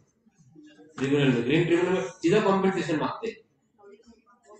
अगर आपको पेड़ काटने, तो पेड़ काटने के पहले आपने कितने पेड़ लगाए ये प्रूव करना पड़ता है। वो सब वीडियो फोटो ये वो करके उसके बाद में परमिशन मिलती है, उसमें भी चेक किया जाता है ये पेड़ है, इसको कट करने के बाद में यूज का होता है।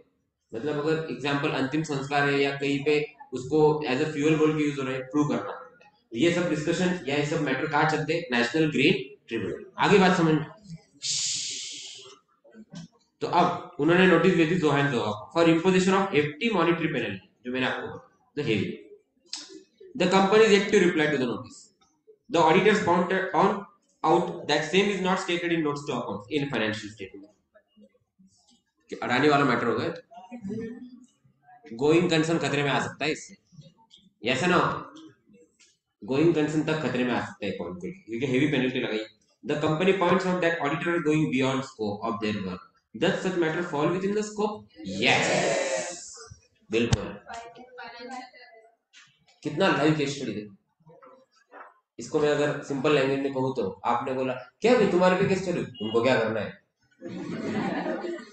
ये हो रहा है ना, तुम तुम्हारा काम करो ना, debit credit tally, balance sheet हमेशा टैली मिलेगा, क्यों? Cash and bank balancing figure.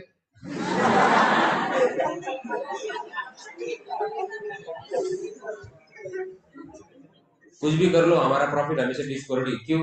Provision for bad debt balancing figure.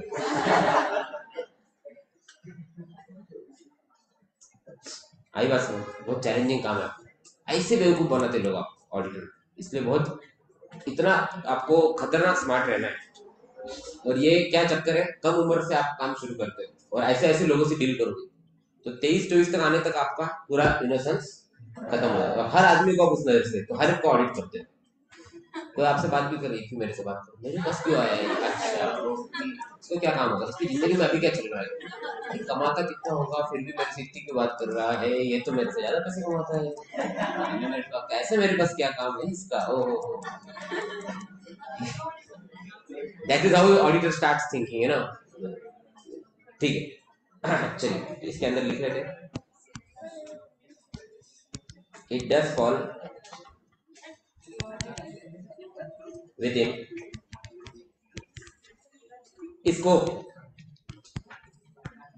of auditor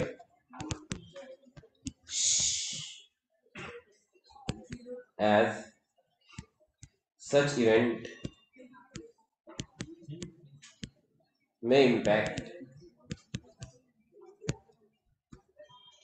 going concern bracket में 570 570 ऑफ कंपनी। 570 क्या है? ऐसे number.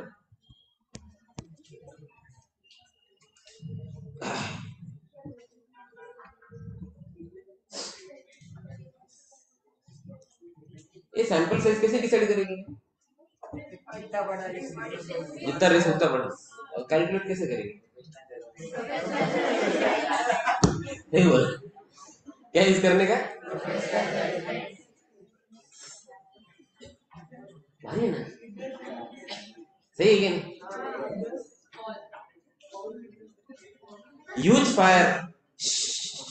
Huge fire broke out in Noida, plant of KT Limited.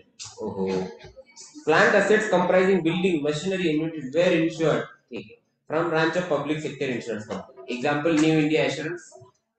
आपने already insurance निकाला, क्या निकाला था? Apart from insurance surveyor who was deputed for assessing loss, the regional officer of insurance company was also appointed a CA for verification of books and financial records of the company and circumstances surrounding the loss. He was also requested to submit an early report. Would the report by CA is in the nature of audit report?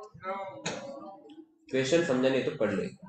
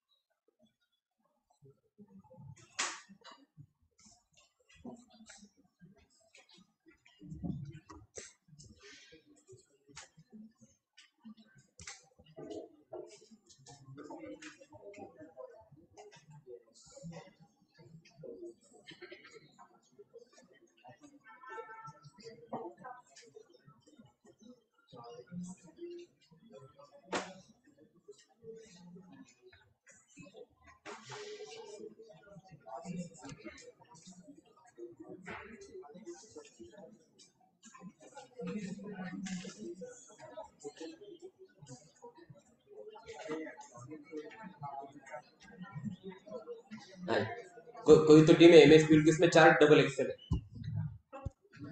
Double XL वाले 4 player हैं, T shirt से सुनो ठीक है। हाँ जी, मतलब आपको विद्यार्थी।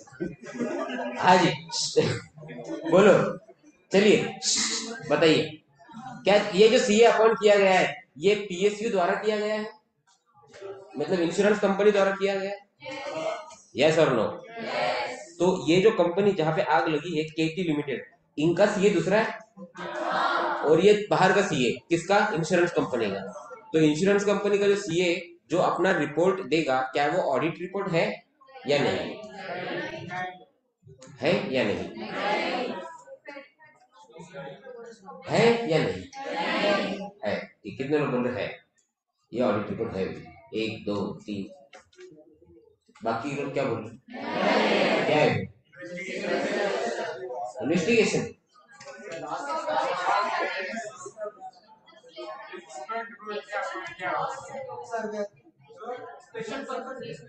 Special purpose overall.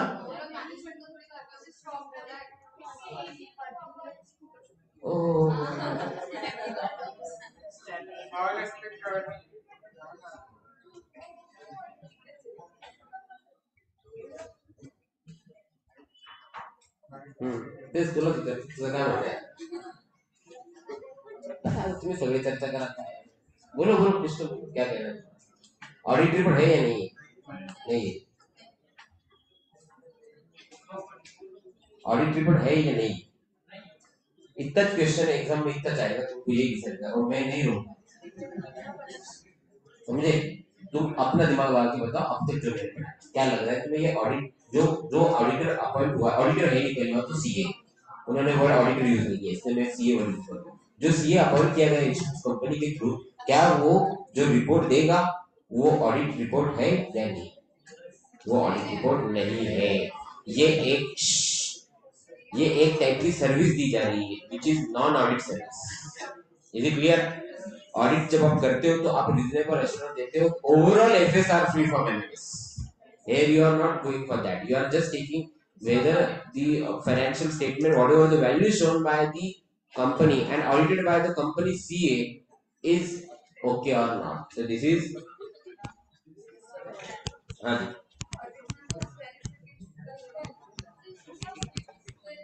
आप डेटर्स, क्रेडिटर्स, कैश, बैंक ये चेक नहीं कर रहे हैं, आप सिर्फ वहां पे देख रहे हैं कि ओवरऑल फाइनेंशियल कंडीशन ओके है या नहीं. You don't have to go into detail.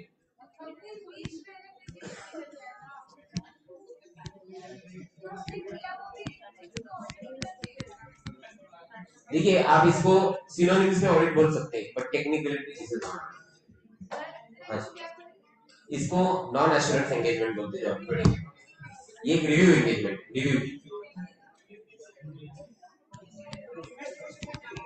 Investigation के अंदर you have power to go beyond your scope and do anything. यहाँ पे तुमको लिमिटेड रोल दिया गया है. मतलब अगर तुम्हें लगता है इन्वेस्टिगेशन के अंदर कि आग किसी ने लगाई है, तो तुम उसके घर पे जाके उसको पकड़ के लाओगे, समझ करोगे, सामने विटनेस दिलाओगे. यहाँ पे तुमको वो सब पावर नहीं. तुमको लगा भी किसी ने आग लगाई, तो तुम्हारा स्कोप हो, तुम्हारा काम क्या है, सिर्फ बैलेंस शीट को देख के उसके ऊपर अपना कमेंट देना. That's it. ये लिख लो, this is a review engagement, not an audit. मजा आ रहा है? तो फ्यूचर काम है भाई. अब बात, हाँ लिमिटेड पावर से लार्ज का. हाँ उसके बारे में सिर्फ वो इंक्वायरी कर सकता है ऑनलाइन. बाकी उसके बारे में देखने का काम क्या है, बस बेसिकली इंश्योरेंस कंपनी ये देखना चाहती है कि उनके सीए ने जो ऑडिट किया वो सही किया कि नहीं. एक भरोसा देखने के लिए कि भाई यार उनके सीए किया उसके हिसाब से किया है. हो ना पेपर आने लेते ना वरती का. बरं ठीक आहे. हाँ हे वरती आले का मग तेरे ये तो बोल रहा था. ठीक है चलिए, तो आज के लिए यार रुकेंगे, कल इनहेरेंट लिमिटेशन से हम शुरू करेंगे. Bye bye, take care, all the best, जय हिंद.